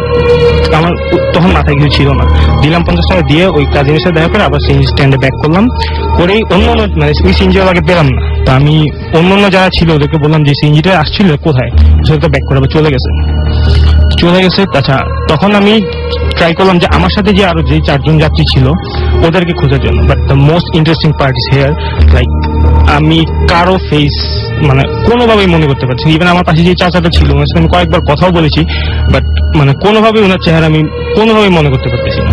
তো এই জিনিসটা আমি এখন আমার কাছে কেমন জানি লাগে যে একটা মানুষের সাথে এতক্ষণ বসেছিলাম, বাট তার চেহারা দেখতে কেমন সেটা আমার মনেই নেই। আর এই এই জিনিসটা গেল এখানে। প্লাস তারপর আমি ওদেরকে বললাম যে সিএনজিটা মানে যেই ড্রাইভারটা ছিল ওকে তো আপনি দেখছেন। হ্যাঁ দেখছি। ও কি নর্মালি এখানে আসে? তো ওদের আনসার ছিল যে মানে এই এরিয়া তোকে আমি ফার্স্ট দেখলাম, এর আগে কখনো ওকে দেখিনি। তো ঘটনাটা জাস্ট এইটুকুই। বাট আমি যদি মানে এটার ব্যাপারে কিছু বলতে যাই, আমার কাছে আমি দুইটা ব্যাখ্যা দিতে পারি, মানে আমি দাঁড় করিয়েছি আর কি নর্মালি। একটা হচ্ছে আমার সিএনজিতে যারা ছিল আমার কাছে এখনো মনে হয় কেন জানি আমার মানে সবাই বিশ্বাস করে, আমি বিশ্বাস করি। হ্যাঁ সবাই আমার মনে হয় মানে কেউই হিউম্যান বিং না, আমার কাছে এখনো কেন জানি মনে হয়। ফার্স্ট রিজন আমি দেখাবো যে আমি এলাকায় গিয়ে জিজ্ঞেস করেছি অনেকেই যে এই টাইপ এমন একটা জিনিস ঘটেছে। ওরা বলছে যে মানে এটা এত নর্মাল না, খুবই রেয়ার কেসে এগুলি হয়। সিএনজি এলাকায় যখন আমি জিজ্ঞেস করলাম যে আমার ভয় পেও না, তখন তার রিপ্লাইটা ছিল এখানে ভয়ের কিছু নেই, মানে ভয় পাওয়ার কি আছে, এই টাইপের একটা আনসার ছিল। আর আমার পাশে যে আঙ্কেলটা ছিল, এমন একটা জিনিস দেখার পর একটা মানুষ মানে অনেক ভয় পাওয়ার কথা, লাইক আমি যেমন পেয়েছিলাম, বাট তার মধ্যে তেমন কোনো কিছু আমি দেখিনি। তো এই ছিল ঘটনা। এবং এর মাঝখানে আমি দেখছি নিতু SMS করেছেন, আমাকে SMS করেছেন মেটালিকা অর্ণব, এছাড়া আমাদেরকে মোহাম্মদ তারিকুল ইসলাম SMS করেছেন রাকিবুল হাসান সোহাগ, তিনি আমাদের সাথে আছেন। খোকন আমাদের SMS করেছেন, এছাড়াও SMS করেছেন আমাদেরকে শুভ্র, এছাড়াও আমাদেরকে SMS করেছেন মিজানুর, SMS করেছেন আমাদেরকে সাফা, এছাড়াও আমাদেরকে রোমান বাগমারা থেকে SMS করেছেন, সজীব আরিফ সবুজ নারায়ণগঞ্জ থেকে আমাদের SMS করেছেন, ইকবাল SMS করেছেন চট্টগ্রাম থেকে, এছাড়াও দেখতে পাচ্ছি যে আরো অনেকে SMS করেছেন, তার মধ্যে আছেন সুমন মুন্সিগঞ্জ থেকে, এবং এছাড়াও আমাদেরকে রাফসান SMS করেছেন শান্তিনগর থেকে, এবং তিনি বলছেন যে লাস্ট 3 উইক ভূত এফএম অনেক ভালো হচ্ছে এবং কন্টিনিউ করতে বলেছেন এটা, আর SMS-টা পড়তে বলছে, আমি SMS পড়ে ফেললাম। এছাড়াও গ্লোরি ফ্রম সিলেট আমাদের SMS করেছেন মিল্টন নরসিংদী দাসপাড়া থেকে, লিখেছেন হাউ আর ইউ, আমি সবসময় ভালো থাকি, সবসময় ভালোর দলে। তিনি এবং তার ওয়াইফ একসাথে ভূত এফএম শুনছেন, থ্যাংক ইউ এত রাত পর্যন্ত আমাদের সঙ্গে থাকার জন্য। এছাড়াও এছাড়াও বিষ্ণু বিশ্বাস আমাদের SMS করেছেন নারায়ণগঞ্জ থেকে, তুহিন আহমেদ আমাদের SMS করেছেন নান্নু MM কলেজ যশোর থেকে, প্রিন্স উষা রাজু সাগর সাতক্ষীরা থেকে আমাদের SMS করেছেন শুভ্র মির্জাপুর থেকে, এবং তিনি মৃদুলা সহ আরো অনেকে আমাদের সাথে রয়েছেন। আমাদেরকে মিল্টন SMS করেছেন, সেই SMS-টা আমরা সব পড়ে ফেলেছি। এছাড়া আমাদেরকে সুমন সৌমিক আশরাফুল খান সোহাগ যশোর থেকে আমাদের SMS করেছেন, তারা সবাই মিলে লাইট অফ করে ভূত এফএম শুনছেন, অনেক সাহসিকতার একটা কাজ করছেন। সুহাস আমাদেরকে তুতপাড়া খুলনা থেকে SMS করেছেন, তিনি দুঃখ প্রকাশ করেছে তার SMS পড়া হয়নি বলে, আই এম রিয়েলি সরি, এখন পড়ে ফেলাম আপনার SMS। জুবাইর হাসান আমাদের SMS করেছেন শ্যামলী থেকে, এবং আমাদেরকে আমি যারা ইমেল করতে চান তাদের ইমেল অ্যাড্রেসটিও বলে দিই, সেটা হচ্ছে bhutfm@radiofurti.fm। এখানে আপনি ইমেল করে জানিয়ে দিতে পারেন আপনার ঘটনা, যেটা আপনি বড় আকারে জানতে চান এবং আপনি চান যে সেটা যেন পড়ে শোনানো হোক। তো আমরা আরেকটা ঘটনায় যাব, এবং সেই ঘটনা যাওয়ার কি ব্রেকের দরকার আছে? আমার মনে হয় যে আরেকটা ঘটনায় চলে যায় আমরা। তো আসতে পারেননি, আমাদের এখানে উপস্থিত হতে পারেননি এরকম একজনের ঘটনা, যিনি এই মুহূর্তে আমাদের সঙ্গে নাই, কিন্তু তিনি আমাদেরকে এই ঘটনাটি পাঠিয়েছেন। তো আমি সেই ঘটনাটি একটু আপনাদের জন্য পড়ে শোনাবো। লিখছেন, আমি মোহাম্মদ তামাজিদ হোসেন খান, শরীয়তপুর জেলার সদর উপজেলার বুড়ির ঘাট হাটে আমার বাড়ি। ভাইয়া আমি এরপর হচ্ছে যেটা লিখেছেন সেটা একটু বাংলা ইংরেজি মিশিয়ে, আচ্ছা ভূত হবে এটা, আচ্ছা বাংলা ফন্টে ভূত এসেছিল আর কি। আমি ভূত এফএম এর একজন নিয়মিত শ্রোতা। আজ আমি আমার জীবনে একটি সত্য ঘটনা বলবো। ঘটনাটি আমরা একসাথে অনেকে প্রত্যক্ষ করেছি। ঘটনার মূল অংশ সংক্ষেপে লিখলাম। আমি ঢাকা থেকে বেশ দূরে থাকি, তাই ঢাকায় স্টুডিওতে এসে ঘটনা বলা বেশ কষ্টসাধ্য। ঘটনাটি পড়ে শোনালে খুশি হব। ঘটনা এই, 2008 সালে আমি SSC পরীক্ষা দেই। পরীক্ষার কিছুদিন পরে আমার এলাকার তাবলিগ জামাতের মুরব্বীদের সাথে এক চিল্লা বা 40 দিনের জন্য তাবলিগে যাই। আগেই বলে রাখি, আমাদের জামাত যে ছিল ছাত্রদের 19 জন সাথীর মধ্যে 14 জনই ছিল ছাত্র অর্থাৎ পরীক্ষার্থী। আমাদের জামাতের স্থান নির্ধারিত হয় ফেনী জেলার পরশুরাম উপজেলায়। এটি একটি সীমান্তবর্তী এলাকা। তাবলিগ জামাতের নিয়ম হলো 3 দিন করে প্রতি মসজিদে অবস্থান করা। আমরা যখন 2 নম্বর মসজিদে যাই, সেই মসজিদটি তখনও মেরামত কাজ হচ্ছিল।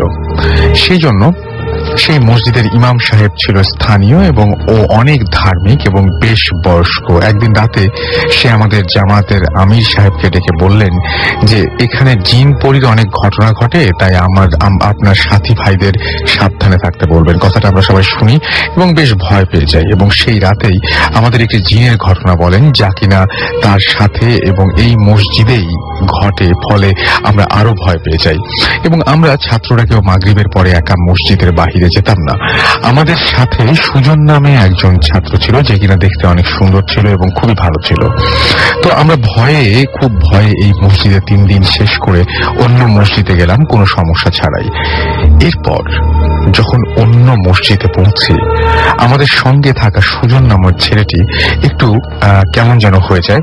যেমন বেশি ইবাদত করা, আমাদের সাথে কম কথা বলা, ঠিক মতো না খাওয়া, প্রায় হঠাৎ উধাও হয়ে যাওয়া, এরকম ভাবে প্রায় 3টা মসজিদ পার করলাম। আমরা কেউ তেমন কিছু মনে করলাম না, কারণ ওকে আমরা সবাই আগে থেকে কেউ ভালোভাবে চিনতাম না। ভাবলাম হতে পারে ও হয়তো এরকমই। কিন্তু একটা জিনিস লক্ষ্য করতাম যে যেই 3টা মসজিদ পার করে আসলাম, যে সেখানে প্রতি মসজিদে স্থানীয় একজন লোকের সাথে খুব ভালো সম্পর্ক হয়ে যেত। বিভিন্ন ওয়াক্তের নামাজের আগে ও পরে তার সাথে বসে গল্প করতো। আমরা কেউ ওই গল্পের মাঝে এসে বসলে তারা উভয়ই চুপ থাকতো আর চলে গেলে আবার কথা বলা শুরু করতো, কিন্তু আমরা কেউ তাদের মাঝের গল্প শুনতে পেতাম না। আর এই স্থানীয় ব্যক্তি আমাদের কারোর সাথে তেমন কথা বলতো না। তার আচরণও খুব অদ্ভুত রকমের ছিল। এভাবে 3টা মসজিদে ভিন্ন ভিন্ন 3 জনের সঙ্গে তার সম্পর্ক হলো। এর পরের একটা মসজিদে এসে একদিন আমরা সকালে 11টার দিকে মাসোয়ারা বা পরামর্শ করতে বসলাম সবাই মিলে। সেদিন তার অর্থাৎ সুজনের খেদমতের সিরিয়াল পড়লো, অর্থাৎ রান্না বান্না, খাওয়া দাওয়া ইত্যাদি। সে হঠাৎ বলে উঠলো, আমি সাহেব, আমি আজ কোনো দায়িত্ব নিতে পারবো না, আজ দুপুরে আমার একটু কাজ আছে। আমি সাহেব তাকে কিছু বললেন না। জোহরের নামাজের আগে সে হঠাৎ উধাও হয়ে গেল এবং তাকে আর কোথাও পাওয়া গেল না। আসর, মাগরিব, ঈশা শেষেও সে আর ফিরে এলো না। আমরা সবাই বেশ দুশ্চিন্তায় পড়ে গেলাম। এরপর রাত 9টার দিকে আমির সাহেব ও মুরব্বীরা মিলে ফোঁটা ফোঁটা বৃষ্টির মধ্যে স্থানীয় একটা নদী পার হয়ে পরশুরামের বাজারে গেলেন এবং তাকে খোঁজার জন্য গেলেন। ভাবলেন বাজারে হয়তো থাকতে পারে। আমরা তখন অধীর আগ্রহে তাদের অপেক্ষা করতে লাগলাম। ঘন্টা দেড়েক পরে তারা ফিরে এলেন তাকে ছাড়াই। রাতে আমরা কেউ ভাত খেলাম না, সবাই তার জন্য দোয়া করতে লাগলাম। প্রায় 1টার দিকে আমরা সকলে মিলে বিশেষ দোয়া দুরুদ, নফল নামাজ, কোরআন শরীফ পাঠ ইত্যাদি করতে লাগলাম। 1 ঘন্টা পরে সকলে মিলে মোনাজাত করতে লাগলাম। আমাদের আমির সাহেব মোনাজাতের মধ্যে কেঁদেই দিলেন। আমরা প্রায় সবাই কেঁদে ফেললাম। দীর্ঘ মোনাজাতের পর যখন আমিন আমিন করে মোনাজাত শেষ করলাম, তখন আমরা কিছু আশা করছিলাম।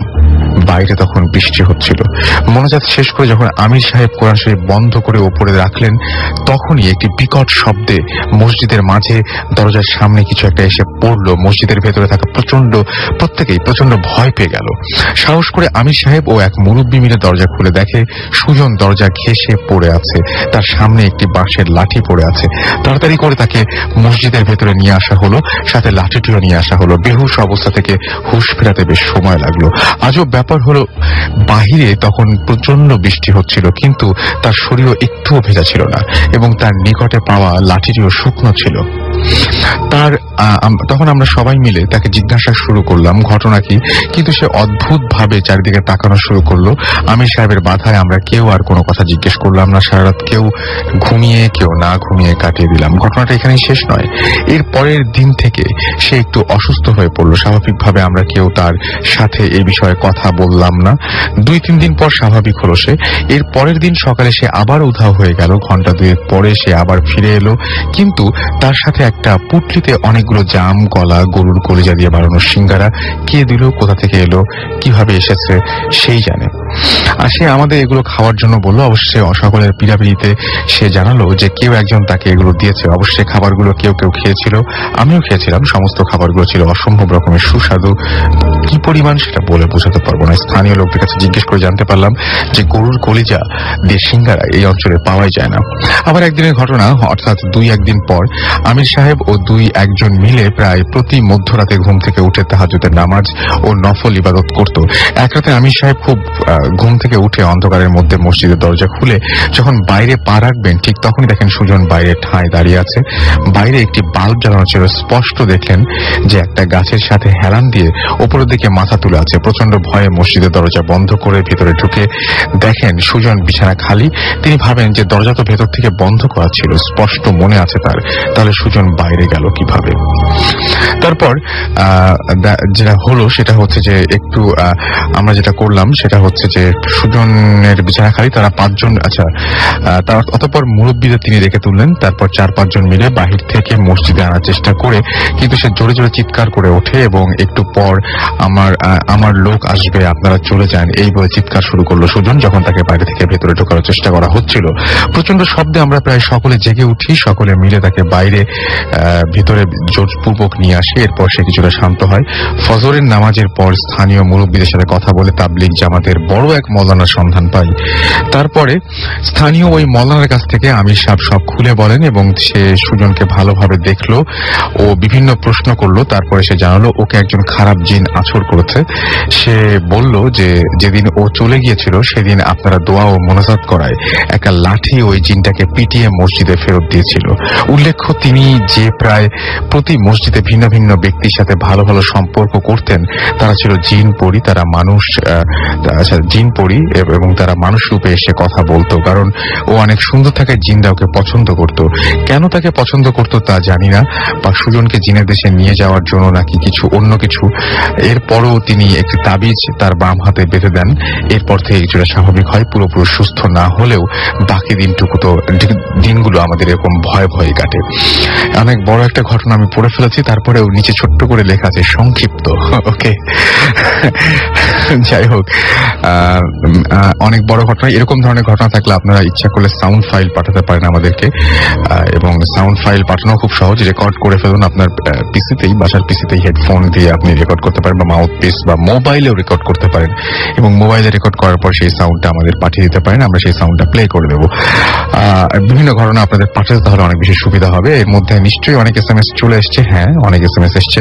কামরুল মির্জাপুর থেকে আমাদের SMS করেছেন, তাজ রাসেল আমাদের SMS করেছেন ডিজে নীরব, সাদ্দাম, প্রিন্স, পিঙ্কু, সৌমিক, লুনা রাজশাহী থেকে, সুমন SMS করেছেন, রানা, শাহরিয়ার হাসান, মাইকেল জ্যাকসন দেব, এছাড়া রায়হান মিরপুর 1 থেকে, জাকির SMS করেছেন, নাহিদ SMS করেছেন রাজশাহী থেকে।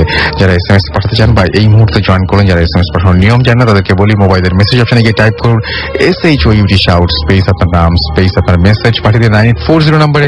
আপনার এয়ারটেল নাম্বার থেকে বা অন্য যে কোনো নাম্বার থেকে আমরা একটা ব্রেকে যাব এবং ব্রেকের পরে আবারও ফিরে আসবো। Stay tune two radio Foorti and don't stop the ফুর্তি। FM haunted by Airtel.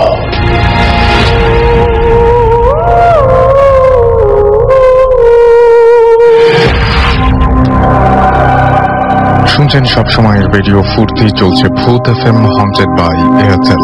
আর আজকের এই শো যদি আপনারা কেউ আনফরচুনেটলি মিস করে থাকেন, তাহলে আপনারা পরে আবার সেটা রিপিট করে শুনতে পারবেন। সেটার জন্য আপনাকে এয়ারটেল এম রেডিওর সাহায্য নিতে হবে। আপনার এয়ারটেল নাম্বার থেকে ডায়াল করুন 4040, সিলেক্ট করুন চ্যানেল 22 এবং দেখবেন তাহলে যে একের পর এক এপিসোডগুলো আপনার কাছে অপশন চলে আসছে, এবং যেটা আপনি মিস করেছেন বা যেটা আপনি আবারও শুনতে চান সেটা তখন আপনি শুনতে পারবেন সিলেক্ট করে। অ্যান্ড আপনি যদি চান যে ভূত FM কলার টিউনটা, আপনি যে ভূত FM যে টিউনটা রয়েছে সেই টিউনটা কলার টিউনস বা মাই টিউনস হিসেবে সিলেক্ট করতে, তাহলে আপনি যেটা করতে হবে, ভূত FM কলার টিউনের কোডটা মনে রাখতে রাখতে হবে। কলার টিউন কোড ইজ 92125 আর আপনি একটা SMS পাঠিয়েই এটা অ্যাক্টিভেট করতে পারেন। আপনি মেসেজ অপশনে গিয়ে টাইপ করুন সিটি স্পেস দিয়ে 92125 এবং সেন্ড করে দিন 3123 নাম্বারে। আপনার এয়ারটেল নাম্বার থেকে এটা করলেই হয়ে যাবে। আর আমরা বেশ কিছু SMS দেখতে পাচ্ছি। রোমান SMS করেছেন তারেক, জাকির, জাহিদ, রাখি, হৃদয়, রবিন আমাদের SMS করেছেন। এছাড়াও কামরুল SMS করেছেন ঢাকা থেকে, হিরন SMS করেছেন, খাজা SMS করেছেন, আভা SMS করেছেন, দিদার, বিদ্যুৎ, অ্যালন SMS করেছেন, সানি পাবনা থেকে SMS করেছেন, জারিফ SMS করেছেন, ফরিদ, নিয়াজ গাজীপুর থেকে SMS করেছেন। এছাড়া আমাদেরকে শাহরুল হোসেন SMS করেছেন। আমরা সরাসরি আবার গেস্টের কাছে চলে যাচ্ছি, তাদের ঘটনা শুনবো। আপনার কাছে আবার চলে যাই, আপনার নামটা আবার বলবেন, যেহেতু চেহারা দেখা যায় না আমাদের বারবার নাম বলতে হয়। ওকে। হ্যালো লিসেনার্স, আমি তাসমিয়া। আর রাসেল ভাই, আমি এখন যে ঘটনাটা বলবো যেটা হলো বাসার এটা কি ভিতরে। আপনাদের হাজবেন্ড ওয়াইফ দুজনেরই ঘটনা নাকি আপনার একার ঘটনা? এটা একারটা বলবো, আপনার যেটা ইচ্ছা করে সেটাই আমি বলুন। অ্যাকচুয়ালি যাচ্ছিলাম যে এই ঘটনাটা শেষ করি। এই যে Please. আমাদের বাসার ঘটনাটা Please. সেটা হলো গিয়ে ও যখন জানতে পারলো, আপনি তো বললেন যে দারোয়ানকে জিজ্ঞেস করলো, যেটা জানার পর তখন কি দারোয়ান বলছিল যে ওই মহিলাটা আমাদের বাসায় থাকতো? তখন তো মনে হয় বলেনি, তখনই বলছে। আচ্ছা, তাও তখন ভয় এতটা কাজ করেনি, কারণ বাসায় আমরা মানে সারাক্ষণই মানুষ আসা যাওয়া করতো, রাত বাদে সারাক্ষণই গেস্ট আসতো, তো তেমন একটা ভয় লাগতো না। তো এরপর মানে ছাদ সিঁড়ি এগুলো এক্সপিরিয়েন্স করে আসার পর ঘরে যেটা স্টার্ট হলো রাতের বেলায় 1:30 কি 2টার দিকে, 1:30 কি 2টার দিকে এরকম ও বেশিরভাগ সময় রাত জাগে, মুভি টুভি দেখে। ওর সাথে দেখা যায় যে আমিও মুভি দেখি, তো রাত জাগা হতো, হয় এখনো হয়। তো এরকম 2টা কি 2:30, 1:30 এরকম টাইমটার মধ্যেই মানে বাসা তো 2 তলা ছিল, ডুপ্লেক্স জয়েন্ট করা। তো নিচে হলো গিয়ে ডাইনিং স্পেস, হল রুম, একটা গেস্ট রুম আর কিচেন। তো আমাদের বেডরুমটা যেটা ছিল, আমাদের বেডরুমটা একদম সিঁড়ির পাশেই। নিচে যদি কোনো সাউন্ড হয় বা নিচে যদি কেউ কথাও বলে, সেটা সবচেয়ে আগে আমাদের রুমেই আসবে সাউন্ডটা, দরজা বন্ধ থাকলো। তো এরকম ফার্স্টে আমি যেটা শুনলাম ওইটা আমি বলি। ফার্স্টে এরকম আমি শুনলাম যে রাতের 2টার দিকে মনে হচ্ছে যে কিচেনে গিয়ে কেউ মানে হাড়ি পাতিল ধুলে যেরকম ঠাস ঠাস আওয়াজ হয়, হাড়ি পাতিল ধরা, কল ছাড়ছে। তারপর চেয়ার টেনে কেউ বসলে, মানে ডাইনিং স্পেসে চেয়ার টেনে কেউ বসে, এরকম শব্দ। তো আমি মনে করলাম যে আমার শাশুড়ি মনে উঠছে কোনো কারণে, ওটা আমি বেশি কিন্তু ওই দিন কিন্তু ও শুনছে। আচ্ছা। ও আগে থেকেই শুনতো, কিন্তু আমাকে বলেনি আমি ভয় পাবো বলে। ও ওই দিন শুনছে, শুনে ও মুভি দেখার ভান করে বসে আছে। আমি কিন্তু শুনছি, শুনে ওকে একটু বললাম যে একটু সাউন্ডটা পজ করো, মুভিটা পজ করো, একটু শুনো। ও বলতে কিছু না, হয়তো বা আম্মু উঠছে। গেল 2 দিন গেল এরকম। তো 2 দিনের মধ্যে ও তো করতেছে না। 2 দিন ও শুনে ও বলছে হ্যাঁ সাউন্ড তো হইতেছে, ব্যাপার কি? তো এরকম আরেকটা সবচেয়ে ভয়ঙ্কর যেটা বলবো সেটা হলো গিয়ে যে আমাদের গেস্ট রুমে মানে দরজার উপরে যে উইন্ডচিম ঝুলানো থাকে, নিচে তলায় যে গেস্ট রুমটা মানে উইন্ডচিম ঝুলানো থাকে, সাউন্ড হয় যে, ওইটা হলো গিয়ে মানে ফার্স্টে 2 দিন মনে হচ্ছে যে কেউ হাত দিয়ে নাড়ালে যেরকম একটা জোরে সাউন্ড হবে, মানে বাতাসে নড়া না, মনে হচ্ছে কেউ হিট করতেছে। প্রথম 2 দিন এরকম মনে হয় যে হিট করলো কেউ, বা কেউ যদি রুমে লম্বা কেউ যদি ঢুকতে গিয়ে যদি মাথায় বাড়ি খায়, উইন্ডচিমটা যেরকম একটা সাউন্ড হবে বেশ জোরেই, কিন্তু রাসেল ভাই জোরেই সাউন্ডটা পেয়েছি আমরা। এত রাতে গেস্ট রুমে কে ঢুকবে? গেস্ট রুমটা প্রায় বন্ধই থাকতো। গেল ওই সাউন্ড গেল। তো 3 দিনের দিন আমি দুপুর বেলায় আমি মাকে জিজ্ঞেস করলাম, মা আপনি কি এরকম রাতে 2টা বাজে হাড়ি পাতিল ধোয়ার কি দরকার, সকালেই ধুতে পারেন। বলে কে বলছে আমি 2টা বাজে উঠছি, আমি তো 12টা বাজে দুনিয়া থেকে আমি নাই হয়ে যাই, এরকম একটা কিছু। আমি তো তখন আমি রাতের ভাই এমনি অনেক ভয় পাই।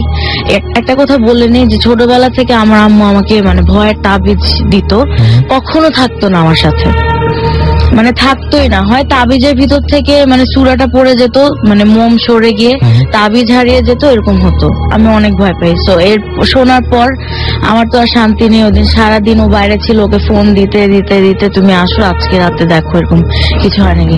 যেদিন দেখবো ওই দিন রাতে কিন্তু আর কোনো সাউন্ড, যেদিন আপনারা একদম সজাগ থাকবেন আর কি। সজাগ মানে শুনতে চাচ্ছি। পরের দিন সাউন্ডটা হলো, ও তো মানে যা হবে ওটা ইনস্ট্যান্ট ও দেখবেই। সাউন্ড হয়েছে উইন্ডচিমের সাউন্ডটা হয়েছে, পাকঘরে কিচেন টিচেন এগুলো না, উইন্ডচিমের সাউন্ডটা মনে হচ্ছে যে কে যেন রাগের চোটে যদি উইন্ডচিমটা বাড়ি দেয় তাহলে। কেউ নেই রাতের বেলা, নিচের ফ্লোরে পুরো খালি, ওখানে কেউ নেই, উপর তলা 3টা বেডরুম। সুতরাং ওই সাউন্ডটা আসার কথাই না, বা ওইটাকে বাড়ি দেওয়ার কোনো হবে না।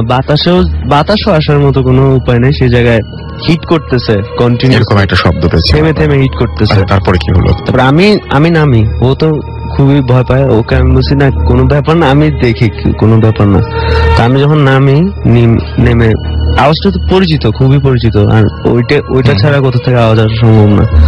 আমি গিয়ে যেটা দেখলাম, যে এরকম আওয়াজটা পাইছি আমরা উপর থেকে, অতটুকু উইন্ডচিম কিন্তু প্যাচ খেয়ে যাওয়ার কথা, কিন্তু গিয়ে দেখলাম নর্মালি যেভাবে থাকে ওইভাবে আছে, মানে কোনো নাড়াচাড়া করতেছে। আচ্ছা, নর্মালি আছে, খালি আওয়াজটা পেয়েছে। আর নিচে তলা হতো যে জিনিস জায়গা থাকতো না। আচ্ছা, রাতের বেলা যেখানে রাখতেন সেটা সেখানে থাকতো না। রাতের বেলা একরকম থাকতো, সকাল উঠে দেখতো তো ফ্লাওয়ার বাস সোফার পাশে ছিল, ওইটা ডাইনিং টেবিলের মাঝখানে। আচ্ছা, মানে এরকম সব ইয়ে হতো। আমার শাশুড়ি আমাকে বলতো যে তুমি কি কোনো একটু মাতব্বরি করছো নাকি শোপিস টোপিস নিয়ে। আমি বলছি না, আমি তো এগুলো ধরি না। শাশুড়ি আবার অনেক বলছিল যেটা যেখানে ওটা ওখানে থাকতে হবে, এটাতে উনি আবার ডিস্টার্ব হয়। এগুলো কি রাতেই সরতো, রাতে এলোমেলো হয়ে যেত? রাতে।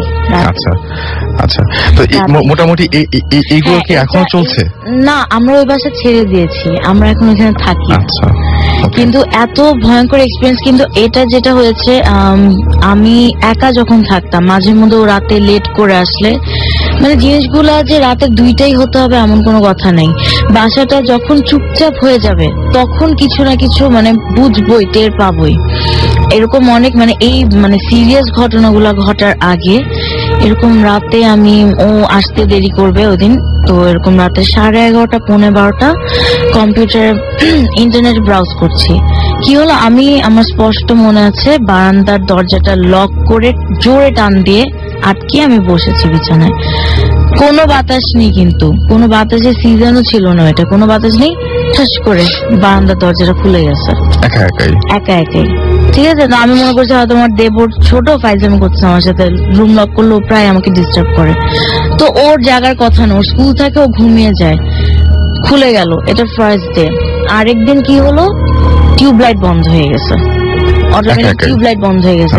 রুমের ফ্যান চলছে, কম্পিউটার চলছে, টিউবলাইট বন্ধ হয়ে গেছে।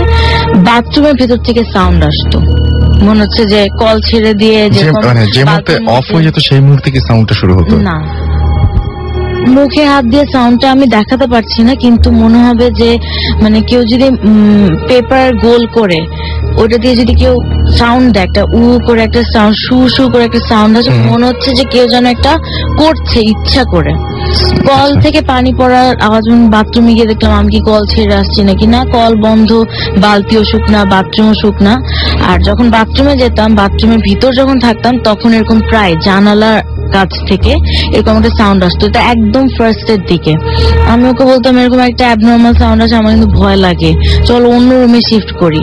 ও তখন এটাকে পরে যখন রাসেল ভাই বাসায় এগুলা স্টার্ট হলো, তারপর ছাদে ও দেখলো সিঁড়িতে আমার রুমের দরজা খুলে যায়, আমার রুমের লাইট বন্ধ হয়ে যায়, তারপর আমার রুমের মেইন দরজাটাও এরকম খুলে যেত, আর বাতাস ছাড়া আটকে যেত, জোরে আটকাতো।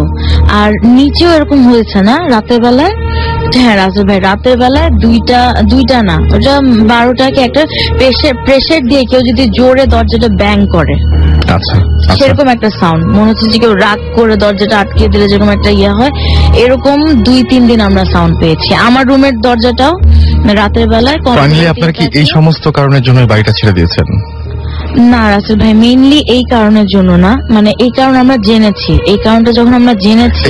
এই যে ব্যাপারগুলো ঘটতো, এগুলো ঘটতো কেন, এটা মানে বুঝতে পেরেছেন যে মানে? হ্যাঁ, ও জিজ্ঞেস করলো, তারপর আমরা জানতে পারলাম যে শ্রীলঙ্কান ফ্যামিলিটা আমাদের ফ্ল্যাটেই থাকতো, আমাদের ফ্ল্যাটেই থাকতো। এখন রাসেল ভাই বলবো না যে আত্মা ডিস্টার্ব করতো, যেহেতু ওই মহিলাটাই এই ফ্ল্যাটে থাকতো, সুইসাইড এই ফ্ল্যাটে করেনি, কিছু একটা তো হবে। আর প্যারানর্মাল তো বোঝাই যাচ্ছে যে এমন মানে উৎপাত তো নিশ্চয়ই কোনো অন্য কিছু করবে না। আর মেইনলি এই কারণের জন্য না, কোন একটা কারণে যখন আমরা বাসাটা ছেড়ে দিব, মানে জানার পর, মানে এই জিনিসগুলো নিয়ে চিন্তা করার আগেই মানে ঢাকায় একটা আমার প্রোগ্রাম আসছে, ওকেশন আসছে, বিয়ে আমার চাচার, তো আমরা দুজন চলে আসছি ঢাকায়। তো চলে আসছি, ওই টাইমটা তখন কভার হয়ে গিয়েছে। তারপর বাসাটা ছেড়ে দিবে আমার মা ইনফর্ম করলো, তখন আমরা শিফটিং এর আগ দিয়ে জাস্ট গেলাম, গিয়ে 2-3 দিনের মধ্যে শিফট করছি, তখন আর কিছু হয়নি। শিফট করে আমরা চলে গেছি মেইনলি ওই কারণে না।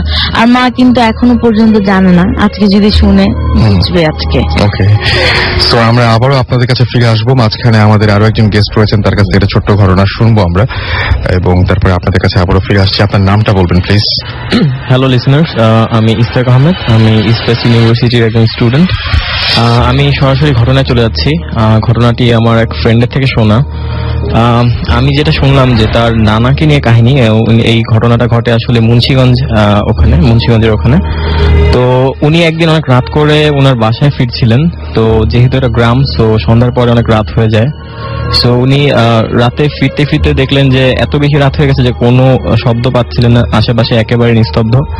সো উনি যেতে যেতে যেতে যেতে হঠাৎ শুনতে পেলেন যে ঝাড়ু দেওয়ার একটা শব্দ। সো সে অবাক হলেন যে এত রাতে গ্রামের অঞ্চলে এরকম ঝাড়ু দেওয়া তো প্রশ্নই আসে না, সো এই শব্দটা হচ্ছে কোথা থেকে। সো সে এগোতে এগোতে যত এগিয়ে যাচ্ছেন তখন দেখতে পেলেন যে সামনে অনেক লম্বা আকৃতির কিছু একটা লম্বা আকৃতির একটা ঝাড়ু সহকারে মানে ঝাড়ু দিচ্ছে রাস্তা। সো সে দেখে খুব অবাক হয়।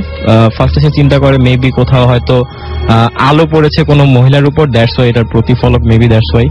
সো সে এটা চিন্তা করে সে হাঁটতে থাকে। সো যতই সে সামনে যায় ততই দেখতে পাচ্ছে যে আসলে সত্যি একটা কিছু নিশ্চয়ই। সো যেতে যেতে সে দেখতে পেল যে অনেক লম্বা আকৃতির একটা মহিলা তার দিকে অনেক কড়া একটা লোক দিয়ে তাকিয়ে আছে, আর এমন ভাবে তাকিয়ে আছে যে তার জন্যই হয়তো ওয়েট করছিল। সো সেই জিনিসটা দেখে খুব বেশি মানে ভয় পেয়ে যায়। সে বাম পাশে যে একটা রাস্তা থাকে সেই রাস্তার দিকে মানে দৌড়ে মানে বাঁচার জন্য তার চিন্তা ভাবনা না করে ছুটতে থাকে। তো ছুটতে ছুটতে দেখা যায় যে সে একটা উঁচু জায়গার মধ্যে হঠাৎ হোঁচট খেয়ে পড়ে যায়। সো সে পড়ে গিয়ে দেখে যে ওই জিনিসটা তার দিকে মানে আস্তে আস্তে এগোতে থাকে। তো সে আরো বেশি ভয় পেয়ে যায়। সে করে কি মাটি থেকে কিছু মানে মাটির দলা নিয়ে হাতে নিয়ে ওই দিকটার দিকে মানে ওই জিনিসটার দিকে মানে ছুঁড়ে মারতে থাকে। তো মারতে মারতে সে হঠাৎ দেখে কি যে যতই সে মাটি ছুটছে আর জিনিসটা হঠাৎ চলে গেল। সে খুব অবাক হয় যে কি কারণটা কি আসলে। আর জিনিসটা চলে যাওয়ার সাথে সাথে লক্ষ্য করতে পারে যে একটা কালো বিড়াল ওই মুহূর্তেই ওনার সামনে দিয়ে চলে গেল ওনার দিকে তাকিয়ে। আচ্ছা। তো উনি দেখলো কি যে উনি যে মাটিগুলো মারছিল ওটা আসলে একটা কবর ছিল। উনি একটা কবরের উপরে গিয়ে পড়ে গিয়েছিল, আর মেবি ওই মাটিটা মারার ফলে হয়তো ওই জিনিসটা মানে সরে যায়। তো সে তাড়াহুড়ো করে বাসা যাওয়ার জন্য আবার রেডি করলো নিজেকে। সে তাড়াহুড়ো করে বাসা চলে গেল। বাসায় পৌঁছানোর পর সে যখন তার ঘর মানে দরজাতে নক করছিল তখন ওনার ওয়াইফ আর কি গেট খুলে ওনাকে জিজ্ঞেস করলো কি হয়েছে, মানে তুমি এত মানে এরকম দেখাচ্ছে কেন, এরকম লাগছে কেন, অন্যরকম লাগছিল। এক্স্যাক্টলি। সো সে তখন মানে কিছু বলতে পারছিল না, বললো যে আমার সাথে একটু এরকম একটা ঘটনা ঘটেছে, আমাকে তাড়াতাড়ি পানি টানি দাও। সো এটা বলে সে যখন ডান দিকে তাকালো দেখলো পাশের একটা ঘরের থেকে একটা কালো বিড়াল, সেম ওই বিড়ালটা যে বিড়ালটা সে দেখেছিল তার দিকে তাকিয়ে আবার চলে গেল। সো আমি জাস্ট এতটুকুই শুনেছিলাম আমার ফ্রেন্ডের থেকে, এইটাই ছিল ঘটনা। ওকে, থ্যাংক ইউ সো মাচ। আমরা আরেকটা ঘটনায় যাব এবং আমাদের সাথে আরো একজন অতিথি আছেন, তবে তার আগে আমার কাছে একটা ঘটনা রয়েছে, সেই ঘটনাটা আমি পড়ে ফেলতে চাই। আমাদের মাঝে তিনি এসে উপস্থিত হতে পারেনি, কিন্তু তার ঘটনাটা আমি পড়ে ফেলতে চাই। লিখেছেন রাসেল ভাই, সালাম নিবেন। আমি মোহাম্মদ তাজুল ইসলাম রনি মোহাম্মদপুর থেকে লিখছি। আমি ভূত এফএমের একজন নিয়মিত শ্রোতা। আমার জীবনে ঘটে যাওয়া একটা ঘটনা আজ সবার সাথে শেয়ার করব। ঘটনাটা আজ থেকে 4 বছর আগের 2008 সালের। আমি তখন অনার্স 3rd ইয়ারে পড়ি। পারিবারিক কাজে আমি ট্রেনে করে ঢাকার বাইরে যাচ্ছিলাম। জানালার পাশে আমি খুবই সুন্দর দৃশ্য দেখছিলাম। আমার কিছু ফ্রেন্ড আমাকে খুব বেশি ফোন করায়। আমি ফোন অফ করে ফেলি আর ট্রেন ভ্রমণ উপভোগ করতে থাকি। এভাবে অনেক সময় কেটে যায়। কখন আমার পাশে এসে একজন বয়স্ক লোক বসেছে আমার খেয়াল ছিল না। সেই বয়স্ক লোকটা আমার গায়ে ধাক্কা দিয়ে বলল, তোমার মোবাইল ফোনটা অফ কেন? তোমার জরুরি একটা ফোন আসবে, ফোনটা ওপেন করো। আমি কোনো কিছু না ভেবে ফোনটা চালু করি। সাথে সাথে আমার বাসা থেকে ফোন আসে। আমার নানা খুব অসুস্থ, আমি যেন খুব জলদি ঢাকায় ফিরে আসি। ফোনটা রেখে আমি দেখলাম আমার পাশে কেউ নাই। সামনের দিকে লোকটাকে জিজ্ঞেস করলাম যে সে বলল যে আমার পাশে সে কাউকেই দেখে নাই। আমি তখন খুব অবাক হলাম। আর পরের ট্রেনে আমি ঢাকায় ফিরে আসি। আর আমি আসা মাত্র ঘন্টাখানেক পরেই আমার নানা মারা যায়। আমার কাছে ব্যাপারটা খুব অবাক লাগে। আর অবাক হবার বিষয়, সেই বয়স্ক লোকটাকে আমি আরো বেশ কয়েকবার দেখেছি। সে আমাকে তখনই দেখা দিয়েছে যখন আমার খুব প্রয়োজন পড়ে। আমি জানি না সে কে, কেনই বা সে আমাকে এত সাহায্য করে। শেষবার তাকে দেখেছি 2011 সালের মে মাসে। আমি বাসে করে বন্ধুর সাথে দেখা করার জন্য সাভারে যাচ্ছিলাম। তখন টেকনিক্যাল পৌঁছালাম। সেই বয়স্ক লোকটা এসে আমাকে বলল, তুমি যেখানে যাচ্ছ তোমার বিপদ হবে। আর যথারীতি সে গায়েব হয়ে যায়। একথা শুনে আমি তড়িঘড়ি করে গাবতলীতে নেমে যাই। পরে জানতে পারি সেখানে আমার যত বন্ধুরা গিয়েছিল তারা নৌকা ভ্রমণ করতে আশুলিয়ার দিকে যায় আর দুষ্টামি করতে করতে তারা নৌকা উল্টে ফেলে। তারা সবাই সাঁতার জানতো, তাই কোনো বিপদ নেই। তবে আমার বেলায় হয়তো অন্য কিছু হতো, কেননা আমি সাঁতার জানি না। এই জন্য এই ছিল আমার ঘটনা। এই ঘটনা শেয়ার করতে পারছি না, তাই পড়লে খুশি হব। Thank you. আমার কাছে খুবই অদ্ভুত লেগেছে যে কেউ একজন আপনাকে সবসময় বিপদ থেকে বাঁচিয়ে দিচ্ছে, কেউ একজন আপনাকে বিভিন্ন ধরনের ইনফরমেশন দিচ্ছে, তাকে আপনি চেনেন না, কোনোদিন জানেন না যে সে কে। খুবই অদ্ভুত ব্যাপারটা। সুবীর আমাকে SMS করেছেন। এছাড়া আমাকে SMS করেছেন কাজী অপু চিটাগং থেকে। এছাড়া আমাদেরকে বিগ ভূত SMS করেছেন। গরম টাওয়ার ওপর ভূত আমাকে SMS করেছেন। এছাড়া আমাদেরকে SMS করেছেন SM সালমান। আসিফ আমাদের SMS করেছেন। ব্লাইন্ড এভেল আমাদের SMS করেছেন। বর্ষা সাকিব আমাদের বরিশাল থেকে SMS করেছেন। সাইদুল আমাদের SMS করেছেন। এছাড়া আমাদের SMS করেছেন দেখতে পাচ্ছি সিদ্দিক, রায়হান, রাব্বি সহ আরো অনেকে। আমাদের সঙ্গে আরেকজন গেস্ট করেছেন। আপনার ঘটনাটা আমরা শুনে ফেলি। হ্যালো লিসেনার, আমি সেতু বাউন্ডুলে। আমি রাজশাহীর ছেলে। আমি মূলত ঢাকায় থাকি। আচ্ছা, আমরা ঘটনায় চলে যাই, আর হাতে খুব সময় কম। আমার যে ঘটনাটা ঘটেছে আর কি, আমি কোনো এক্সপ্লেইনই আসলে বের করতে পারি নাই। গত কিছুদিন আগে একসাথে সরকারি প্রায় 3 দিন ছুটি পড়েছিল, শুক্র, শনি, রবি। তো আমরা যারা থাকি, আমি, তারপরে তুষার, অপু, মঞ্জু, সবাই ওরা আর কি, আমরা সবাই বাসা যাওয়ার জন্য প্ল্যান করলাম। তো আমি মূলত মিউজিক করি, যার ফলে আমার সাথে আমার কিবোর্ডিস্ট লিখন এবং আমার গিটারিস্ট নান্নু, ওরা বললো যে কালকে একটা স্ক্রিপ্ট নিয়ে আমরা আর কি রেকর্ডিং এর কাজ করছি, যার কারণে কালকে তুমি বাসা যেও না। আর আমাদের সাথে আরেকজন ভোকাল আছে, আরিফা, সেও বললো তো ভাইয়া তাহলে কাজটা করে যাও, তুমি যেও না বাসায়। যার ফলে ওরা সবাই বাসা চলে গিয়েছে। এটা হচ্ছে যে বৃহস্পতিবারে সবাই রাতে বাসা চলে গিয়েছে, কিন্তু আমি আর বাসা যেতে পারি নাই, কারণ পরের দিন সকালে আমার শিফট ছিল। তো পরের দিন সকালবেলা আমি যথারীতি স্টুডিও চলে গিয়েছি। স্টুডিও চলে যাওয়ার পর বিকেলে আসছি আর কি। তো বিকেলে আসার ফলে আমাদের বাসায় যে কাজের বউ আছে, যে ভদ্র মহিলা, উনি আসার সাথে সাথেই আমাকে মগে আর কি কফি দিলেন। আমি রুমে ফ্রেশ হয়ে কফি খাচ্ছি আর কি পেপার পড়ছি। তো কফিটা প্রায় শেষ হয়ে গেছে। কফির মগটা পাশেই রাখলাম আমি, তো আর পেপার পড়ছি। তো একজন মানুষ চলাচল করলে বাসায় এটা তো বোঝা যাবে স্বাভাবিক। আমাদের বাসা, আমি যে রুমটাতে থাকি সেখান থেকে কিচেন প্রায় 20 ফিট মতো দূরে হবে আর কি।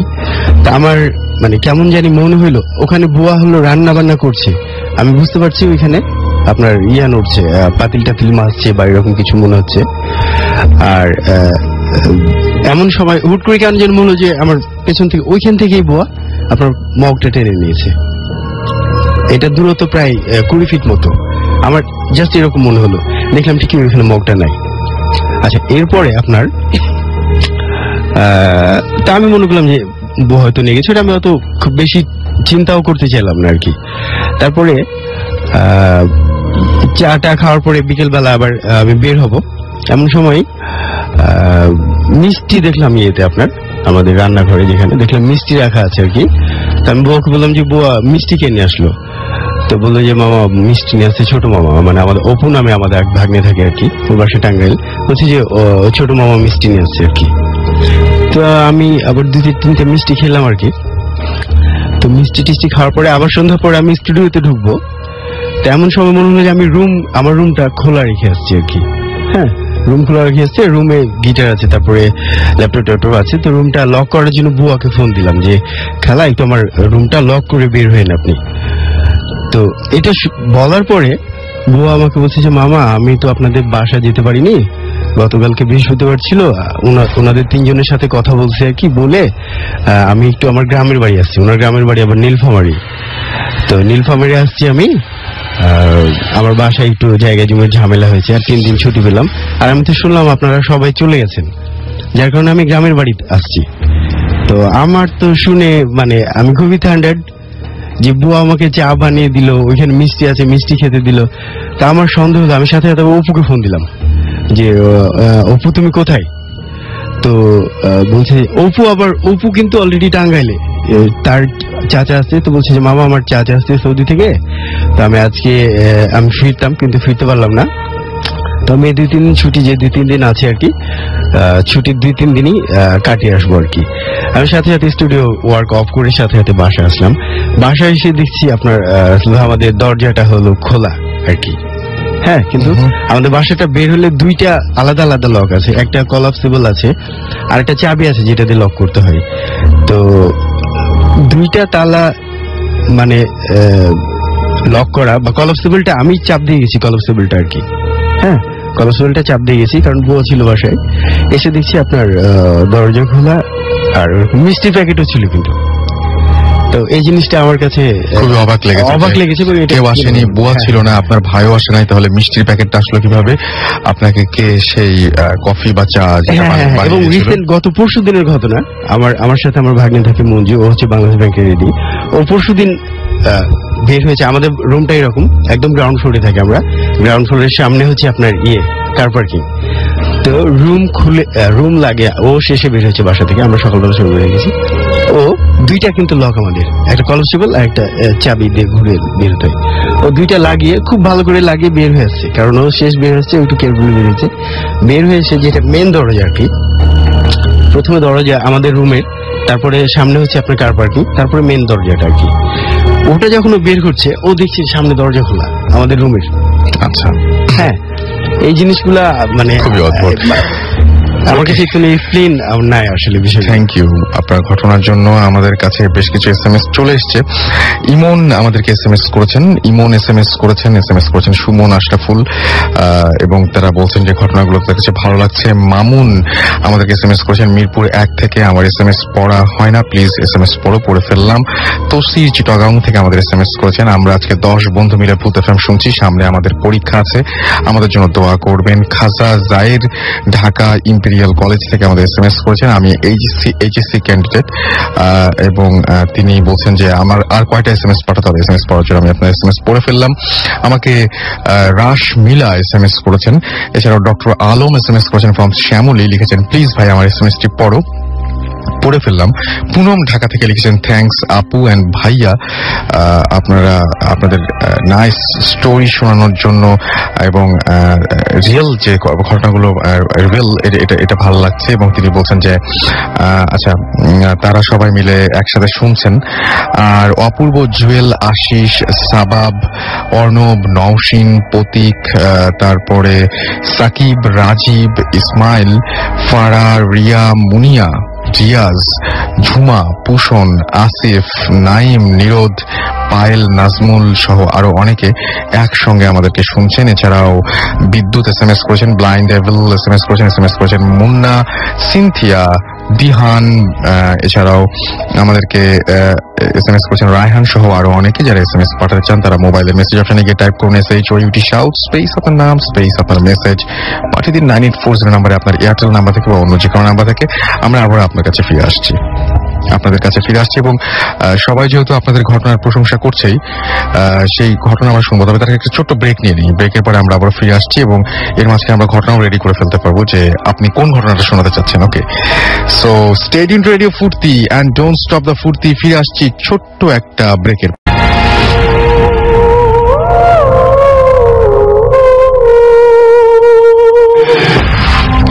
শুনছেন সবসময় রেডিও ফুর্তি, চলছে ভূত এফএম হন্টেড বাই এয়ারটেল। আছি আমি রাসেল এবং আমার সঙ্গে মাসুম এবং আজকের অতিথিরা। কোনো কথা না বাড়িয়ে সরাসরি ঘটনায় চলে যাচ্ছি। আপনার ঘটনা শুনি, নামটা বলতে হবে আর একবার। লিসেনার্স, আমি ফাহাদ। রাসেল ভাই, সরাসরি ঘটনায় চলে এটা আসলে আমার সাথে ঘটনা না, আমার শোনা ঘটনা। চট্টগ্রামের ঘটনা। চিটাগাং এ একটা আগ্রাবাদ এরিয়া আছে, ওখানে একটা সরকারি কোয়ার্টার আছে, মানে সিজিএস কলোনি বলে ওটাকে। সরকারি কোয়ার্টারটা ওখানে আছে, মানে বেশ 15-20টা কোয়ার্টার মিলে একটা বাউন্ডারির ভিতরে একটা সরকারি কোয়ার্টার। তো ওই কোয়ার্টারে মানে একটা ফ্ল্যাটের যে ঘটনাটা আজকে আমি শোনা, মানে আমার যে বন্ধু, মানে ওর বাবা সরকারি একজন কর্মকর্তা, তো উনি এই কোয়ার্টারটা পায় আর কি। তো রাসেল ভাই, আমরা জানি যে মানে এইসব বেশি কিছু কোয়ার্টারে মানে কি সবাই কিন্তু থাকে না, বেশিরভাগ অফিসাররা থাকে না, ওরা অন্য জায়গা থেকে এগুলো রেন্টে দিয়ে দেয়, এরকমই কিন্তু হয়। ওকে, তো সেম ওই আমার ফ্রেন্ডের বাবা ওখানে থাকেন না, উনি আরেক জায়গায় থাকেন। ওনার কোয়ার্টারটা উনি যেটা পেয়েছে ওটা উনি রেন্টে দিয়ে দিয়েছে। তো যেটা হলো, ভাড়াটিয়া থাকতো না, 1 মাস বড় 2 মাস চলে যেত, থাকতো না, বলতে গেলে কোয়ার্টারটা খালি পুরো থাকতো। তো আমার ফ্রেন্ডের মামা একা ছিল, উনি বলেন যে ঠিক আছে, ভাড়াটিয়া যখন থাকে না, আমি মানে উনিও থাকতো শহরে, কাজের জন্য থাকতে হতো ওনাকে। উনি আবার ব্যাচেলার মেসে থাকতো আর কি। তো উনি ওনার মানে দুলাভাইকে বলে ওই কোয়ার্টারে উনি একাই থাকতে শুরু করেছিলেন। আচ্ছা, তো যেটা হতো ওখানে প্রবলেম গুলো ছিল কি, আমি প্রবলেম গুলো আগে বলি।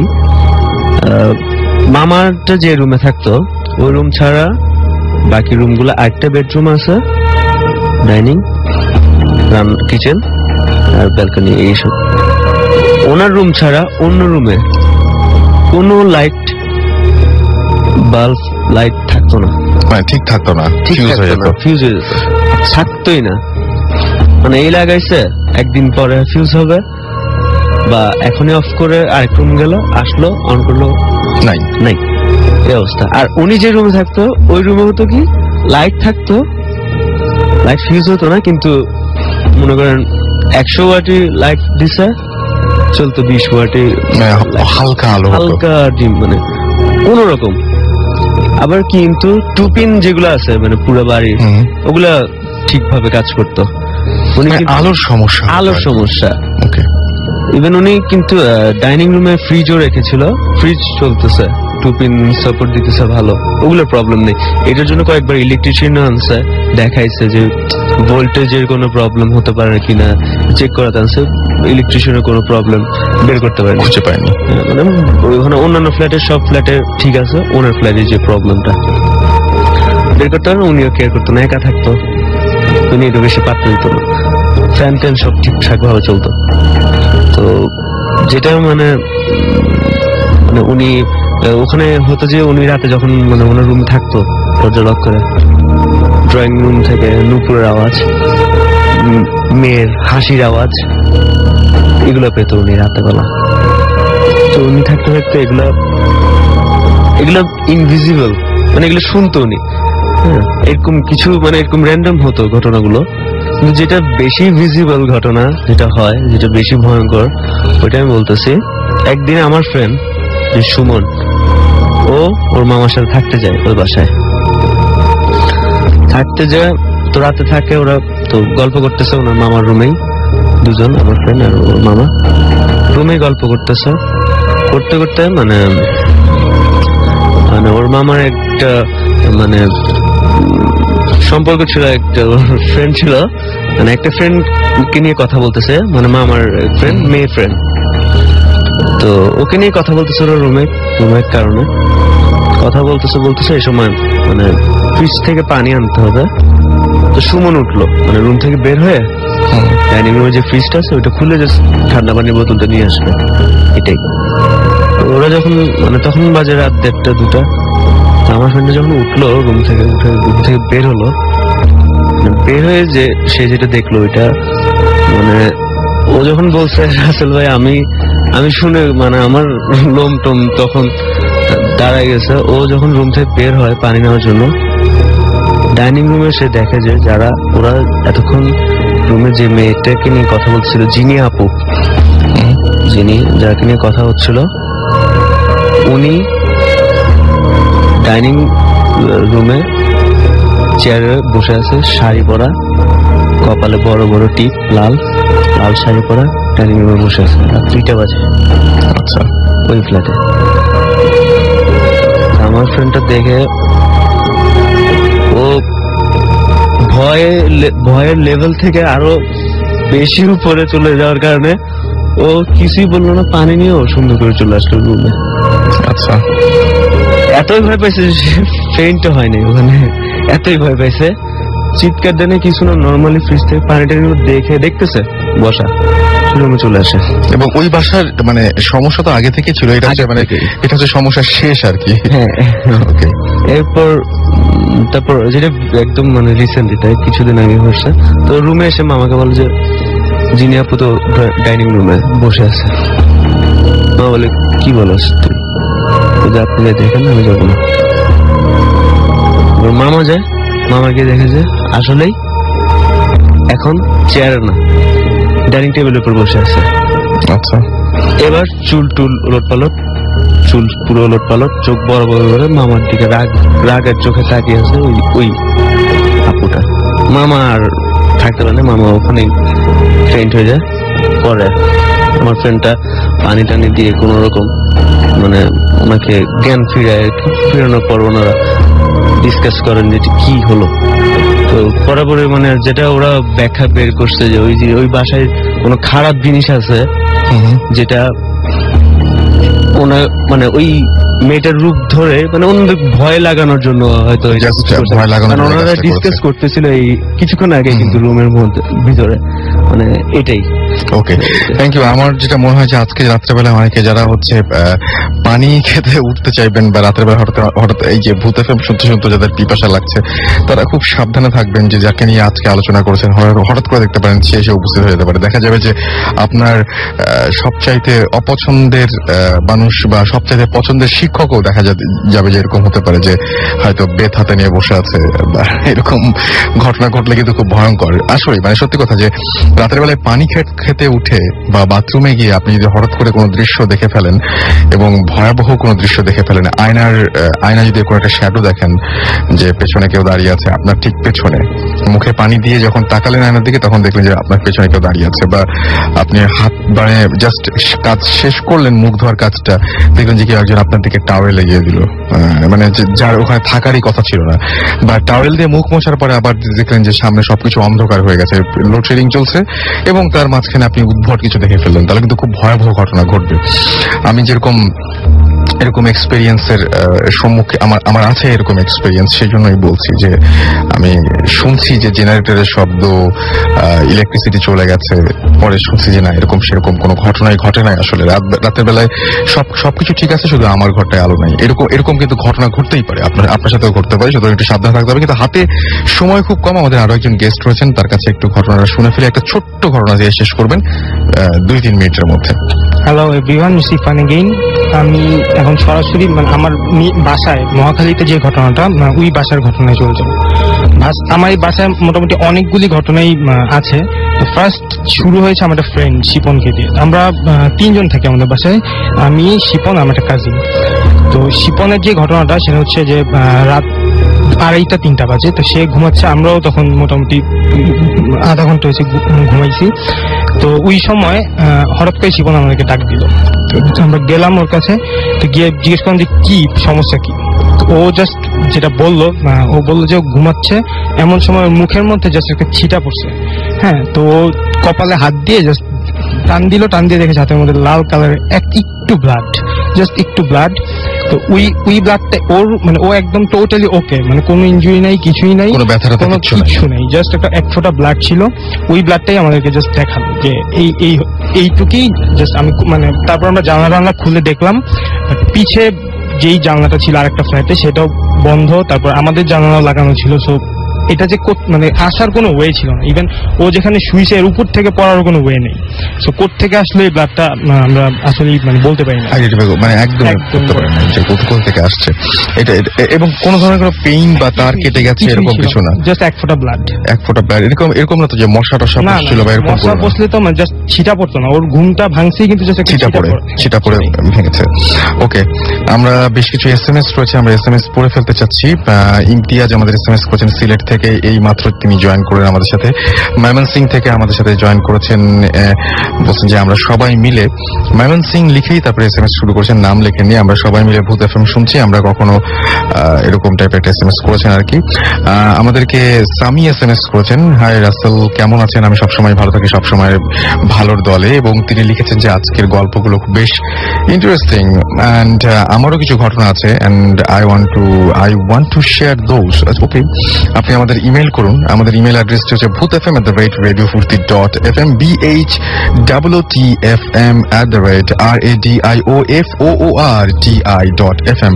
আপনি এখানে আপনার ঘটনাটা, আপনার নাম, ঠিকানা এবং ফোন নাম্বার সহ যদি পাঠিয়ে দেন সেটা আমাদের কাছে চলে আসবে।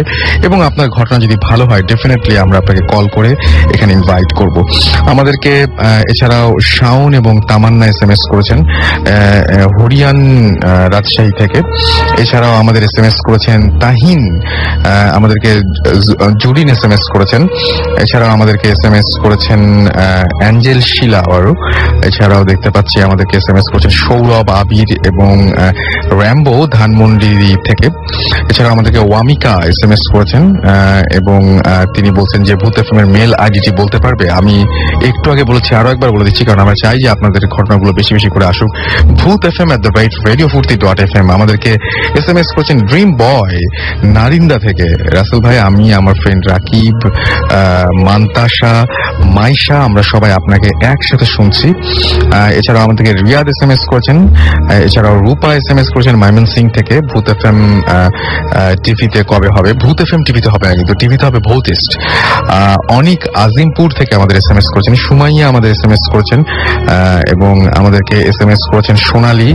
মাসুদ পারভেজ এসএমএস করেছেন আমাদেরকে। ইমরান, এছাড়াও আমাদেরকে আকাশ এসএমএস করেছেন। আপনার কাছে ছোট্ট ঘটনা ছিল বোধহয়, একেবারে ছোট তো নিশ্চয়ই, তার আমরা শুনে ফেলি ঘটনাটা। আপনার নামটা আরেকবার বলতে হবে, যেহেতু আমাদের চেহারা দেখা যাচ্ছে না, বারবার নাম বলতে হয়। ওকে, নামেই পরিচয়। আচ্ছা, আপনাকে আরো একবার আপনার নামটা বলতে হবে। জি, আমি তাসমিয়া। আমার যে ঘটনাটা এখন আমি বলবো, ইটস এ বিট ইমোশনাল, মানে ইমোশনাল এই কারণে, কারণ এটা আমার আম্মুকে নিয়ে। আর রাসেল ভাই, আমি একটু শর্টে বলে নিই যে আপনাকে আমি লিখেছিলাম আমার নানার বাসাটা হন্টেড। এই ঘটনাগুলো আমরা নেক্সট উইকে শুনবো। না, ওই ঘটনাটা বলছি না, আমাকে নানার বাসায় ঘটেছে, যেহেতু এই জন্য বললাম যে আমার নানার যে বিল্ডিংটা ওটা 50-60 বছর পুরানো, এখনো সেটা আছে, এখন ওইখানে আমার মামা থাকছে। কিন্তু ওই বাসায় যে ঘটনাটা হচ্ছে আমার আম্মুর সাথে আরো অনেক হতো, জাস্ট যেটা বলার মতো, যেটা আমার কাছে খুব টাচিং মনে হয় সেটাই বলছি। যেটা হলো গিয়ে, আম্মু যখন ছোট ছিল, ক্লাস 7-8-এ পড়ে, তো তখন এরকম আমার নানা ভাই রাত জাগতো, রাত জেগে বই পড়তো। তো নানা ভাই প্রায় মানে প্রথম 2-3 দিন দেখলো যে আম্মু রাতের 2টা কি 2:30টার দিকে এরকম মানে রুমের থেকে বের হয়ে, আম্মুর রুমের সাথে বারান্দা ছিল, ওই বারান্দাটা কানেক্ট করতো আমার নানা ভাই রুমটার সাথে। তো জানালা দিয়ে দেখা যেত বারান্দায় কেউ হাঁটলে বা কিছু। তো আম্মু এরকম প্রথম 2-3 দিন নানা ভাই দেখলো যে আম্মু হাঁটছে নর্মালি। তো নানা ভাই মনে করলো আচ্ছা মনে হয় পড়ছিল, পড়া শেষ করে উঠে মানে একটু হাঁটাহাঁটি করছে, প্রবলেম ব্যাপার নয় এটা। তো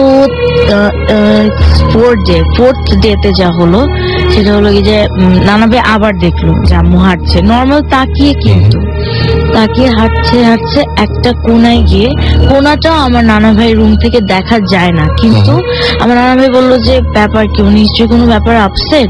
নানা ভাই জানালার কাছে গিয়ে একটু কাছের থেকে দেখার চেষ্টা করছে, আচ্ছা তো কিন্তু আম্মু কিন্তু দেখেনি নানা ভাইকে। তো যখন দেখার চেষ্টা করে দেখলো যে আম্মু বারান্দার এন্ডে গিয়ে রেলিং এর উপর বসলো। রেলিং আছে যে, গ্রিল ছিল না আগে, আগেকার দিনে বাসাগুলো রেলিংই থাকে, বুঝতে পেরেছি। রেলিং এর উপর বসলো, সাইড হয়ে বসলো, বসে ডান পাটা রেলিং এর বাইরে আচ্ছা আগিয়ে দিল। তো নানা ভাই বলে যে এটা কি করছে, ডান পাটা রেলিং এর আগে এভাবে বাড়িয়ে দিল। বাড়িয়ে দেওয়ার সাথে সাথে নানা ভাই রুমের দরজাটা খুলে সাথে সাথে গিয়ে আরেক পা দিয়ে মানে লাফ দিবে আর কি। ওই মুমেন্টে আমার নানা ভাই আম্মুকে পিছন থেকে গিয়ে জড়িয়ে ধরে নামালো। নামানোর পর তখন কিন্তু আম্মু তাকিয়েছিল। নামার পর নানা বলে, আই তুমি এটা কি করতেছো, এটা কি মাথা নষ্ট হয়েছে? মানে আম্মু কোনো কথার উত্তর দেয়নি, শি ওয়াজ মানে পুরা মুখ বন্ধ, কিন্তু তাকিয়ে আছে। তো নানা ভাই বলেছে চলো চলো ঘুমাতে চলো। ওই দিন আম্মুকে নানা ভাইয়ের সাথে শোয়ানোর পর যখন সকালবেলা উঠলো পরের দিন ওঠার পর নানা ভাই বললো যে তোমার কি মাথা নষ্ট হয়েছে, তুমি রেলিং এর বাইরে পা দিও। আম্মু বলে কি বলো, আমি রেলিং এর বাইরে পা দিব মানে, আর আমি এই ঘরে কিছু মনে নাই তার তখন? কিচ্ছু মনে নেই। আর সে যে আগেও 3-4 দিন হেঁটেছে এটাও নানা ভাই বলছে, কিচ্ছু মনে নেই, কিছুই তার মনে নেই।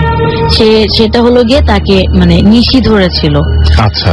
আর আরেকটা কথা, লাস্ট কথা, সেটা হলো যে আমার নানার বাসার উল্টা দিকে, এখন সেটা নেই, 7টা নারকেল গাছ ছিল। আচ্ছা। তো মেবি রিলেটেড টু আপনারা এই নেক্সট টাইম যখন আসবেন তখন আপনারা কোন ধরনের ঘটনাগুলো বলবেন? আপনারও থেকে গেছে বেশ কিছু বাকি, আপনারা কোন ধরনের ঘটনা শেয়ার করবেন? তখন কি পুরনো সময়ের ঘটনা বা আপনার নানার বাসার ঘটনাগুলো শেয়ার করবেন? হ্যাঁ, কিছু ঘটনা, এই আম্মু যেটা, এটা তো নানা ভাইয়ের বাসায় হয়েছে। আমার নানার সাথে অনেক ঘটনা হয়েছে। আর রাসেল ভাই যেটা আপনাকে লিখেছি আমার মামার সাথে একদম রিসেন্টলি 2 মাস আগে ভয়ঙ্কর একটা ঘটনা, যেটা বিশ্বাস করতে পারছি না, ব্যাখ্যাও পাচ্ছি না, এরকম একটা। ওকে, থ্যাংক ইউ সো মাচ। আজকে আমাদের হাতে আর সময় নেই, আমরা আগামী সপ্তাহে শুনবো সেই ঘটনাগুলো। এখনো দেখতে পাচ্ছি আমাদেরকে SMS করেছেন আহসান, SMS করেছেন স্বর্ণালী, SMS করেছেন সাফা, রিসাদ, বর্ষণ, এছাড়াও চিটাগং থেকে ডক্টর হিমু আমাদের SMS করেছেন, এছাড়াও মোতালেব আমাদের SMS করেছেন টিটু, SMS করেছেন আমাদেরকে মিস্টার ইমরান চট্টগ্রাম থেকে, আমাদেরকে কনক SMS করেছেন, এছাড়াও আমাদেরকে SMS করেছেন মিস্টার ইমরান আরো একবার চট্টগ্রাম থেকে। চট্টগ্রামের মানুষ আছেন, চট্টগ্রাম থেকে প্রচুর SMS এসছে, এটা স্বাভাবিক। এবং নেক্সট উইকে আমরা আবারও বাকি ঘটনাগুলো শুনবো ওনাদের। আজকের মতো এখানে শেষ করতে হবে আমাদেরকে। সবাই ভালো থাকবেন আগামী সপ্তাহ পর্যন্ত। যাবার আগে আরো একবার আমাদের ইমেল অ্যাড্রেসটি মনে করে দিই আপনাদেরকে, কারণ এটা খুবই জরুরি। bhutfm@radiofursity.fm, which is BHWTFM@radiofursity.fm। এখানে আপনারা নাম, ঠিকানা এবং ফোন নাম্বার সহ আপনারা আপনাদের ঘটনা পাঠাতে পারেন। আপনারা ঘটনা রেকর্ড করে সাউন্ড ফাইল পাঠাতে পারেন আমাদেরকে। আমরা ট্রাই করব সেটা প্লে করার জন্য, যদি ভালো হয় অন্যদের সবার চাইতে। আর আপনারা যেখানে দেশের বাইরে থেকে অনেকে শোনেন আমি জানি, তারা সাউন্ড ফাইলটা পাঠালে সবচেয়ে বেশি ভালো হয়, তাহলে আপনাদের কণ্ঠস্বরটাও আমাদের এখানে যারা আছেন তারা শুনতে পারবেন। সো আগামী সপ্তাহ পর্যন্ত সবাই ভালো থাকুন, সুস্থ থাকুন, সুন্দর থাকুন, মোস্ট ইম্পর্টেন্টলি ফুর্তিতে থাকুন। আজকে ভূত FM হন্টেড বাই এয়ারটেল এখানে শেষ করছি।